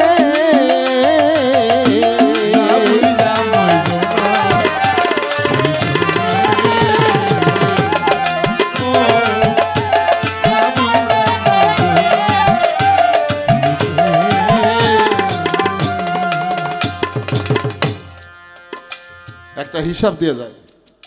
আমি একটু বাস্তবমুখী মানুষ, কল্প কথা, শখে বাঁধা কথা বলা শোনার সময় আমার নাই। আমি একটু বাস্তবমুখী মানুষ। আপনারা কোথায় আসছেন আজকে? দয়াল বাবা মামুন চান্দের দরবারে আসছেন নাকি? বৈরাবার দরবার সেটা আসছেন। এই কাম নামক যন্ত্রটা আপনার আছে, আমাদের আছে না? মা বন্ধুর আছে, আপনারও আছে, আমারও আছে। কিন্তু কাম নামক যন্ত্রটা এই প্রেমের বাতায়নে আসার ফলশ্রুতিতে ইনঅ্যাক্টিভ হয়ে গেছে, বন্ধ হয়ে গেছে। এখানে আসাতে যদি কারো কোনো লাভ নাও হয়, লোকসান হওয়ার ভয় নাই। কথাটাকে বুঝাইতে পারছি? লাভ যদি না হয় তোমার, লোকসান হওয়ার ভয় নাই। লাভ তো হবেই, মাস্ট, কনফার্ম, লাভ হতেই হবে।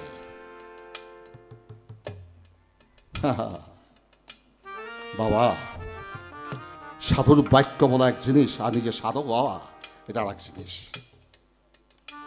বাজান, কাম, কাম কি? কামের হাকিকত কি? আমার কাছে প্রশ্ন করেছে বাজান, গুরু কখন স্বামী হয়, ভক্ত কখন স্ত্রী হয়? প্রশ্ন করছে না? গুরু যে লিঙ্গের, ভক্ত সেই লিঙ্গের, সমলিঙ্গের গুরু এবং ভক্ত। এবার এখানে একটা বিভাজন আছে। কিভাবে বিভাজন? গুরু যখন ভক্তর পাত্র যখন দেখবে যে নিত্য পাত্র তৈরি হয়ে গেছে, পাত্র পবিত্র হলে পবিত্র পাত্রে তো পবিত্র জিনিস রাখতে হয় না। ডাবের গটিতে কি রাখবেন? পাত্র যদি উপযুক্ত হয়, উপযুক্ত পাত্রে উপযুক্ত বস্তু রাখে। যখন পাত্র নির্বাচন করে দেখে গুরু যে ভক্তের পাত্র উপযুক্ত ম্যাচিউরিটি আসছে, তখন গুরুর বস্তু ভক্তের ভাণ্ডে রাখবে। কিভাবে? এটা যৌন ক্রিয়া করে নো, তখন একটা রূপ লাভ করবে। গুরুর জিহ্বা যাবে লিঙ্গ হইয়া, ভক্তের কর্ণ হবে জনি। গুরু মন্ত্র দিবে আমার দয়াল গুণমণি, আমার দয়াল গুণমণি, দয়াল গুণমণি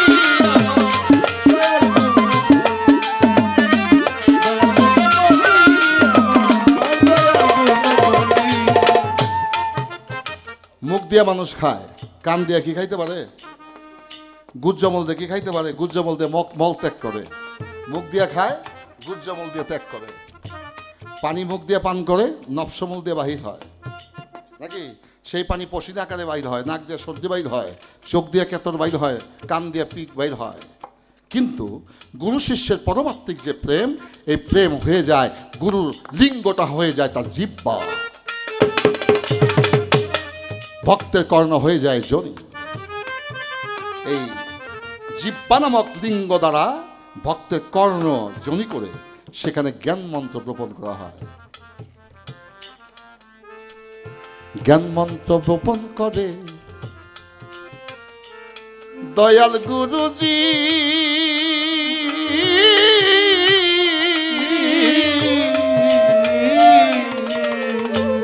বাজান, গুরু কর্ম করতে পারলে হয় সে কাজের কাজী, হয় সে কাজের কাজী।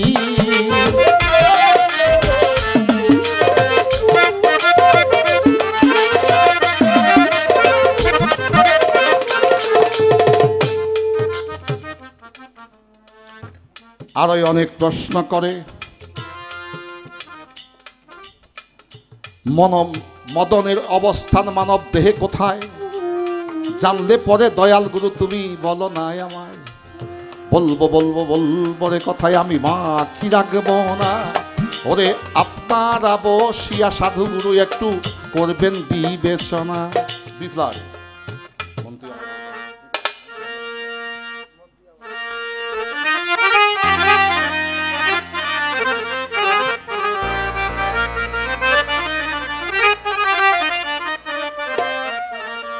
ওরে পঞ্চরসের রসিক জেনে যাইয়া, পঞ্চরসের রসিক জেনে যাইয়া তাহার সঙ্গ ধর।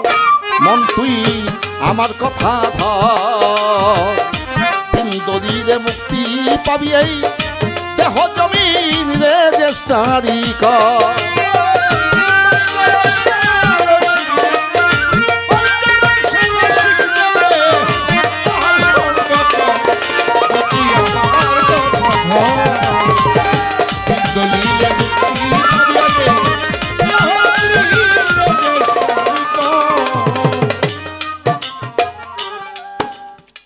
পঞ্চরস বাজান একটু আলোচনা বেশি করতে হচ্ছে, আপনারা কি কষ্ট পাচ্ছেন? আপনাদের ওপিনিয়নটা আমার দরকার। পঞ্চরস বলতে কি বুঝি? এটা মধু, পানি, দুধ, এটা শ্রাবণ তহুরা। পঞ্চরস শব্দ, রূপ, রস, স্পর্শ, গন্ধ। মানুষের রূপের মধ্যে একটা রস আছে। অনেক মানুষ দলা চাপা পড়া দাড়ি, মনে হয় এজিদের মিয়া ভাই আইছে, মনে ভাব ছুইটা যায়। আছে না বাজান? এই শরীয়ত তো কালা, ইশালার পুত্রে দেখলে একটু মায়া লাগে। তাইলে মনে কোনো জায়গায় মায়ার করবো, একটু করছস। তোদের সাথে গান গাওয়ার সময় আমার নাই বেটা। যদি মহব্বত থাকে তাহলে গান গাবো, মহব্বত নাই দেয় বেটা 50 লাখ টাকা দিয়ে গান গাবো না। গুরুবাদী মানুষ যারা, সে যদি কালো হয়, এই কালোর মধ্যে একটা আলো থাকে, দেখলে মনে হয় সে যেন কত কালের আমার আপো, তাকে বুকে জড়ায় ধরতে ইচ্ছা হয়। এই রূপের মধ্যে একটা রস আছে। কোন মানুষ যদি গায়ে হাত দিয়ে কথা বলে, অভদ্র লোক, গায়ের মধ্যে হাত দিয়ে কথা বলস, গায়ে হাত দিয়ে কথা বলা অভদ্রতা না? মায়ে যদি হাত রাখে, তাপিত অঙ্গ শীতল হয়ে যায়।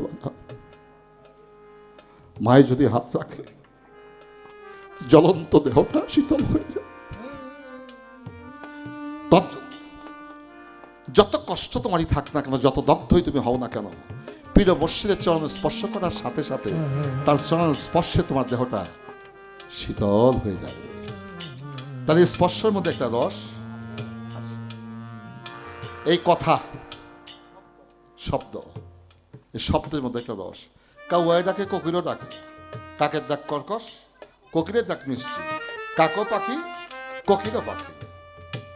আপনার মাতাল রাজ্জাক দেওয়ানের গান শুনছেন না? হ্যাঁ, এই বেটা কিন্তু খুব গালাগালি করতো। আমার বন্ধু মানুষ ছিল, অল্প বয়সে মারা গেছে, বেশি বয়স পায়নি। মানুষের গাড়ি পায়ও খুশি হইতো। এই শব্দটার মধ্যে একটা প্রেম ছিল।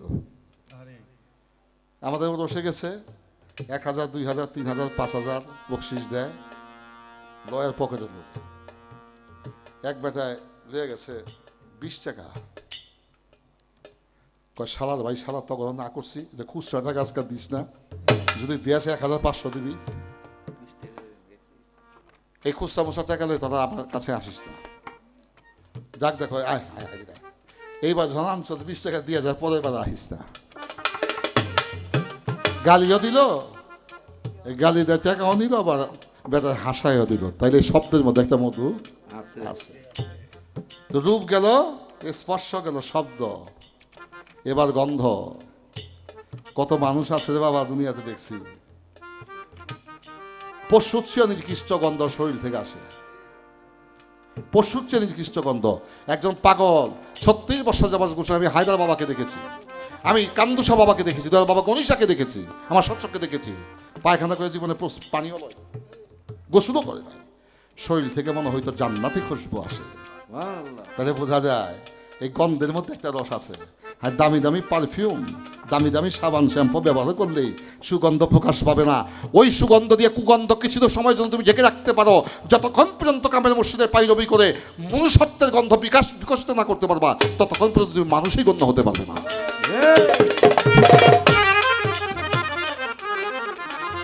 আছে বাজান মরার কাছে যেটা জিনিস, চাইয়া যার যার গুরুর কাছে করগার এই উদ্দেশ। মুহাম্মদের প্রেমের অফিস আছে চৌমাল্লার উপর। আছে মরার কাছে যেটা জিনিস, চাইয়া গুরুর কাছে মুহাম্মদের প্রেমের অফিস আছে। আছে বাজান মরার কাছে যেটা জিনিস, চাইয়া আমার মামুন চাঁদের কাছে করগারি উদ্দেশ। মোহাম্মদের প্রেমের অফিস আছে চৌমাল্লার উপর। দেখবি সেই মোকামে বিরাজি করে,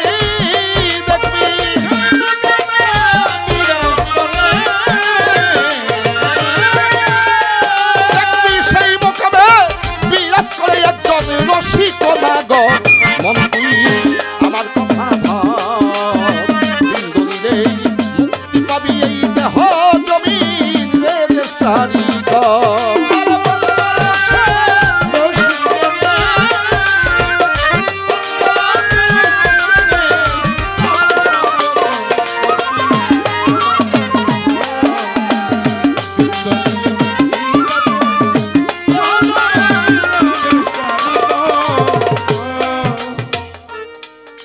এখানে যখন আসছি, আমি শরীয়তের আগে আসছি, 10-15 মিনিট হবে না রে বাপ। তা আমি চিন্তা করলাম খাওয়ার কথা বলছে, আমি কইলাম না শরীয়ত আসুক, বাপ্পুতে একখানে বসে লোকজন নিয়ে শিষ্য ভক্ত নিয়ে খামুনি। ও 15 মিনিট পরে আসছে, খাবার আধা ঘন্টা পরে দিছে। দেশি মুরগির থেকে শুরু করে ব্রয়লার মুরগি, রুই মাছ, আলুর ভর্তা, ডাল, আরও গরুর মাংস, উস্তা ভাজি, কত পদের খাবার করছে। এই কথাটা বলার কারণ, আমি এক রাত্রের জন্য আপনাদের কাছে ওয়াদা করেছিলাম আজ থেকে 2 মাস আগে, মালিক যদি নেয়, মনিব যদি চাকরের কর্ম গ্রহণ করে, যাব। আসছি। আপনাদের কত দায়িত্ব, আমাকে খাবার দিতে হয়েছে। দয়াল না করুক, যদি আমি রোগে আক্রান্ত হই আমার চিকিৎসা করবেন না? যদি আমাকে কেউ মারতে আসে প্রতিহত করবেন না? এই বেটা আমাকে বাড়িতে এসে গান গাইতে দেওয়া নেই, যা হবে সকালে বুঝুম, বিষয়ে আমরা আছি তো নাকি? আমার যদি শীতে কষ্ট হয় আপনার গায়ের চাদরটা আমাকে খুলে দেবেন। যদি বিশ্রামের প্রয়োজন হয়, যে বিছানা আপনার ঘুমান, যে লোকটা কোনোদিন আসেন আজকে অসুস্থ, সে আমার বিছানায় একটু ঘুমায় থাক। আমি এক রাত্রের জন্য আপনাদের হয়ে আসছি। আপনাদের কত দায়িত্ব। আর যে ভক্ত ইহকাল পরকালে নিজের আমিত্ব সত্তাকে বিক্রি করে তার হয়ে গেছে, ওই ভক্তের সব দায়িত্ব হচ্ছে গুরু। যদি সে দায়িত্ব পালন করতে পারে তাইলে হবে সে গুরু, আর দায়িত্ব পালন না করতে পারলে গুরু নয়, হবে গুরু। তাই গুরু এটা একটা প্রতিষ্ঠান, এটা জাগতিক জগতের প্রতিষ্ঠান নয়। সোল, হার্ট, লাভ, গড, প্রফেট, এক জায়গায় সব বাধা। ওই এক জায়গায় প্রবেশ করলে তুমি সব অর্জন করে নিতে পারবে। একটার মধ্যেই ব্যাগটা, একটার মধ্যেই ব্যাগটা। সাধক মালিক দেওয়ান সাহেব বলেন, ময়রা মরা কর্গার সঙ্গ, ওই যে চোরেরা পালায় ধরে, সাধুরা পালায় ধরে, চোরেরা চুরি করে। কোনখানে আমি প্রেম রসিকা হব কেমনে, এর ব্যাখ্যা আসছে। ময়রা মরা কর্গার সঙ্গ, হয় না জ্যান্ত রতি ভঙ্গ, সেই মরাই তুই পাবি পরশি পর। ময়রা মরা কর্গা সঙ্গ,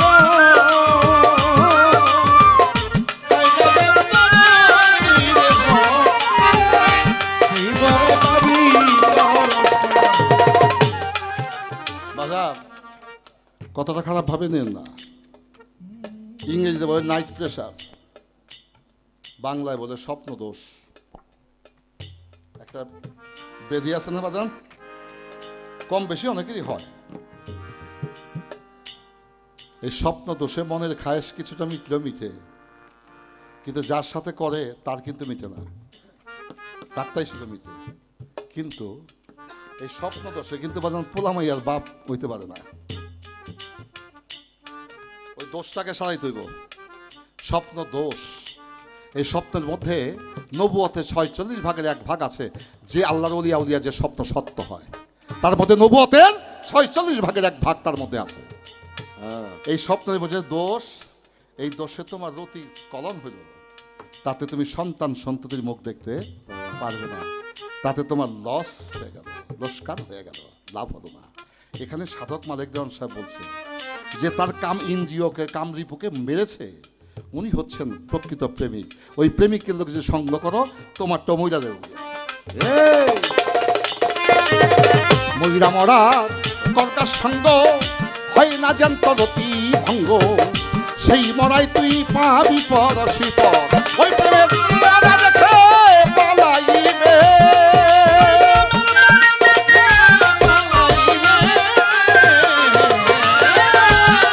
ওই প্রেমের মরা দেখে পালাইবে গুরু চরণ সাধন্ত, মন দিয়া মারি কথা বিন্দুরে মুক্তি পাবি এই দেহ জমিন রে সারি গো।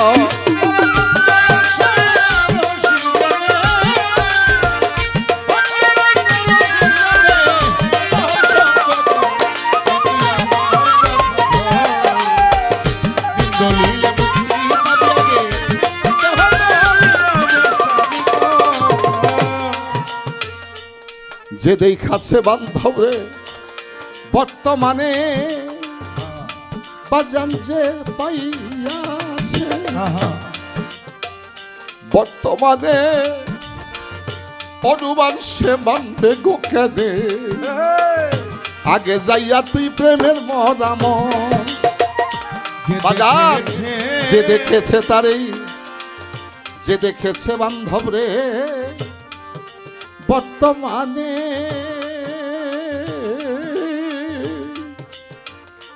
অনুমান সে মানবে গো কেনে, আগে যাইয়া তুই প্রেমের মরাম। ওই দেখলে ছবি পাগল হবি,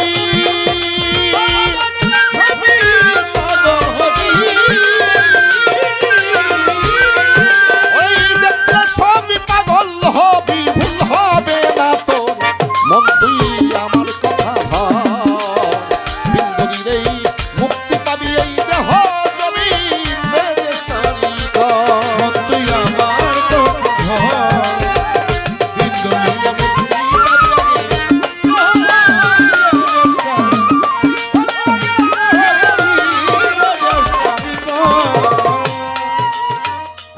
কিতাবের হয় শোনা কথা, পীর মুর্শিদের হয় দেখার কথা, আগে যাইয়া তাহার উদ্দেশ্য কিতাবের হয় শোনা কথা, পীর মুর্শিদের হয় দেখার কথা, আগে যাইয়া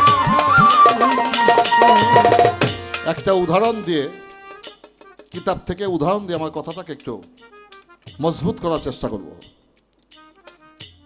আশেকের রাসূল ওয়াইস করি, পাগল ওয়াইস করি নবীর কি ছিল? দয়াল নবীর বন্ধু ছিল। কি ছিল? বন্ধু ছিল। এই আশেকের রাসূল ওয়াইস করির সাথে দয়াল নবীর সাথে জীবনে চর্মচক্ষে দেখা হয় নাই, চর্মচক্ষে দেখা হয়নি, কিতাব প্রমাণ করে নাই। কিন্তু মার খ্যাতমত করত, বুড়ো মা খ্যাতমত করত। একদিন ওয়াইশকরণীর মায় কয়, ওই পাগলা, তুই বিয়েও করলি না, শাদিও করলি না, তোর জীবনটা তো শেষ হয়ে গেল। বলে মা গো, পরের মাইয়া বিয়া করে আনলে তোমার খ্যাতমত যদি না করে মা, আমি তোমার অপরাধী সন্তান হয়ে যাব। তাই মা আমি আর ওই দেশে যাইতে চাই না। মাই দুই চোখের পানি ছেড়ে কয়, মাওলা রে, তুমি না বলেছ সন্তানের জন্য যদি কোনো পিতা মাতা দোয়া করে সেই দোয়া সবার আগে কবুল হয়। আমার ছেলেকে তুমি ধনী করো, বাদশা করো, আমি এই দোয়া করি না, আমি তোমার কাছে এই দোয়াটা করি, যাকে সৃষ্টি না করলে তুমি কুল কায়নাত সৃষ্টি করতে না, সেই আখেরি নবীর সাথে আমার এই পাগল ছেলে দোস্তি করায় দাও, বন্ধুত্ব করায় দাও। ওই রাত্রে স্বপ্ন যোগে দয়াল নবীর সাথে সাক্ষাৎ হয়ে গেল। নবী তারে বন্ধু বলে স্বীকার দিলেন, স্বীকার করে নিলেন, চর্মচক্ষে দেখা হয় নাই। দয়াল নবী যখন বেসাল হলেন, দয়াল নবী বেসাল হওয়ার পর একটা ভয়ঙ্কর যুদ্ধ হয়েছিল, সেই যুদ্ধ ছিল সিফটিনের যুদ্ধ। সেখানে দয়াল নবীর যে বাহিনী ছিল নির্মমভাবে তারা পরাজিত হয়েছিল। ওয়াইশকরণী এই কথা শুনে চলে আসলেন করম থেকে মদিনায়, একটা খেজুর গাছের গোড়ায় বসে আছেন। দুইজন লোক রুমাল দিয়ে মাথা দেখে চোরের মতো পালিয়ে যায়। পাগল ওয়াইশকরণী, তোমরা কারা? বলছে তোমার সাথে কথা বলার সময় নেই, আমাদের দুঃসময়, দয়াল নবী বেসাল হয়ে গেছে, সিফটিনের যুদ্ধে এজিদ বাহিনী মুসলমানকে শেষ করে ফেলেছে। বলে ভাই, তোদের সাথে কি আমার একটু নিবি? তুমি গিয়ে কি করবা? বলে আমি যুদ্ধ করবো। তোমার দেহ হলেই তুমি চলতে পারো না। বয়সে ওয়াইশকরণী দয়াল নবী বড় ছিল, ওয়াইশকরণী দয়াল নবী বয়সে বড় ছিল, কিন্তু বাবার নাম মার নাম, এনে একটা খেলা খেলছে। কি খেলা খেলছে মালিক জানে ভালো। তবে তুমি কেমনে যুদ্ধ করবা? যে মালিক যদি দয়া করে, আমি তো ওয়াদা করে আসছি। তো একটা একটারে কয়, আরে কার ভিতরে কি আছে কে জানে, এলো নিয়ে গেছে। সিফটিনের ময়দানের কাছে যখন গেছে, বলে আমাকে দুইটা অস্ত্র দাও। বলে তুমি একটা অস্ত্রতে চালাইতে পারবো, দুইটা দাও। দুইটা অস্ত্র দিলেন হাতে নিয়ে, যুদ্ধে নামলেন। 5 জন শেষ, 10 জন আসে শেষ, 50 জন আসে শেষ, 100 জন আসে শেষ, 150 আসে, 200 আসে, মুহূর্তের মধ্যে বিস্মার, শুধু লাশ আর লাশ, রক্ত আর রক্ত। সিফটিনের ময়দানের যুদ্ধ রক্তে সরবর হয়ে গেল। এজিদের সেনাপতি ঘোষণা করলেন, এই বয়স্ক বৃদ্ধা লোকের মধ্যে খোদার শক্তি প্রকাশ পেয়েছে, তার সাথে পৃথিবীর মানুষ একত্রিত হয়ে যুদ্ধ করলে তার সাথে কেউ পারবে না। যদি বাঁচতে চাও নিরাপদ আশ্রয় চলে যাও। ছোটাছুটি করে চলে গেলেন।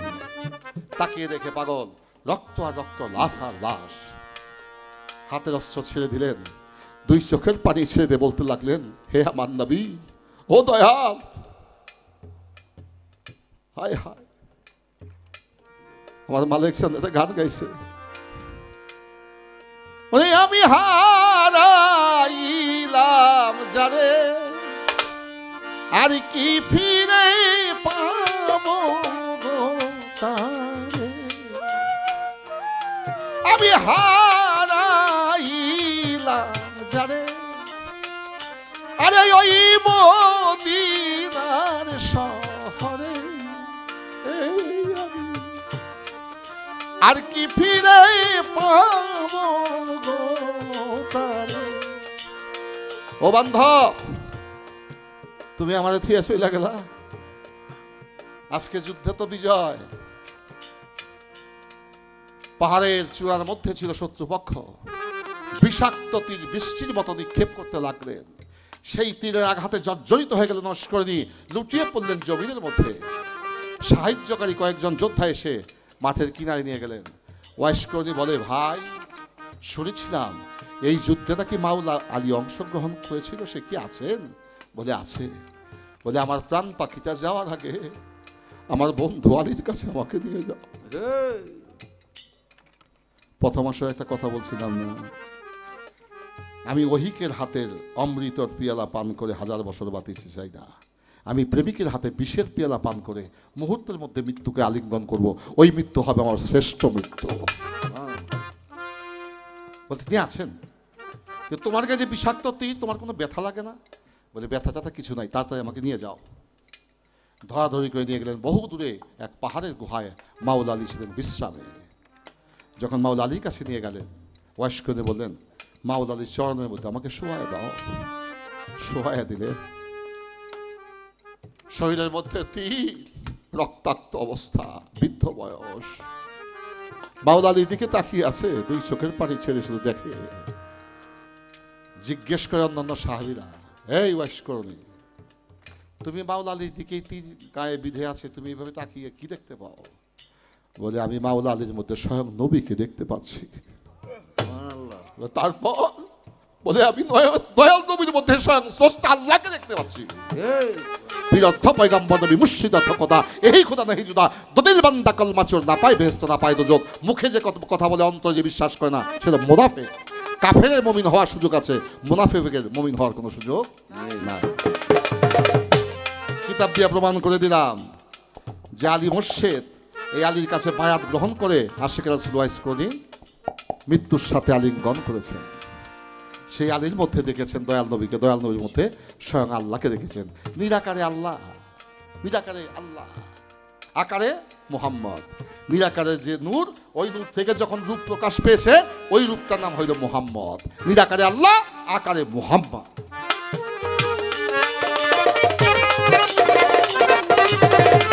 কিতাবের হয় শোনা কথা, পীর মুর্শিদের দেখার কথা, আগে যাইয়া তাহার উদ্দেশ্যি কর। ওরে দেওয়ান মালিক চান কয় ভক্তির বলে,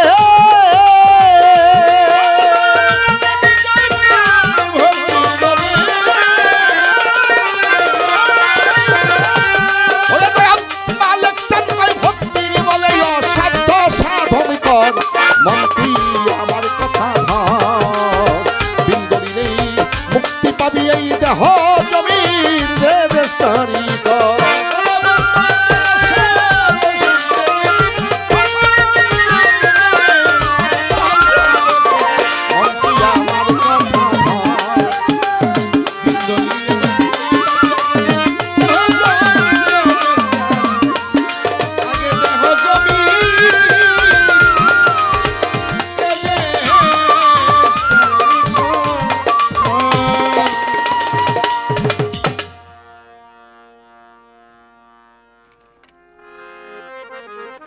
একটা গানের জন্য আমাদের পাকবাজার দরবার শরীফের আশিকি কয়েকজন লোক আমাদের কেরানীগঞ্জ থেকেও এসেছেন এবং আমাদের সিঙ্গারের মাননীয় চেয়ারম্যান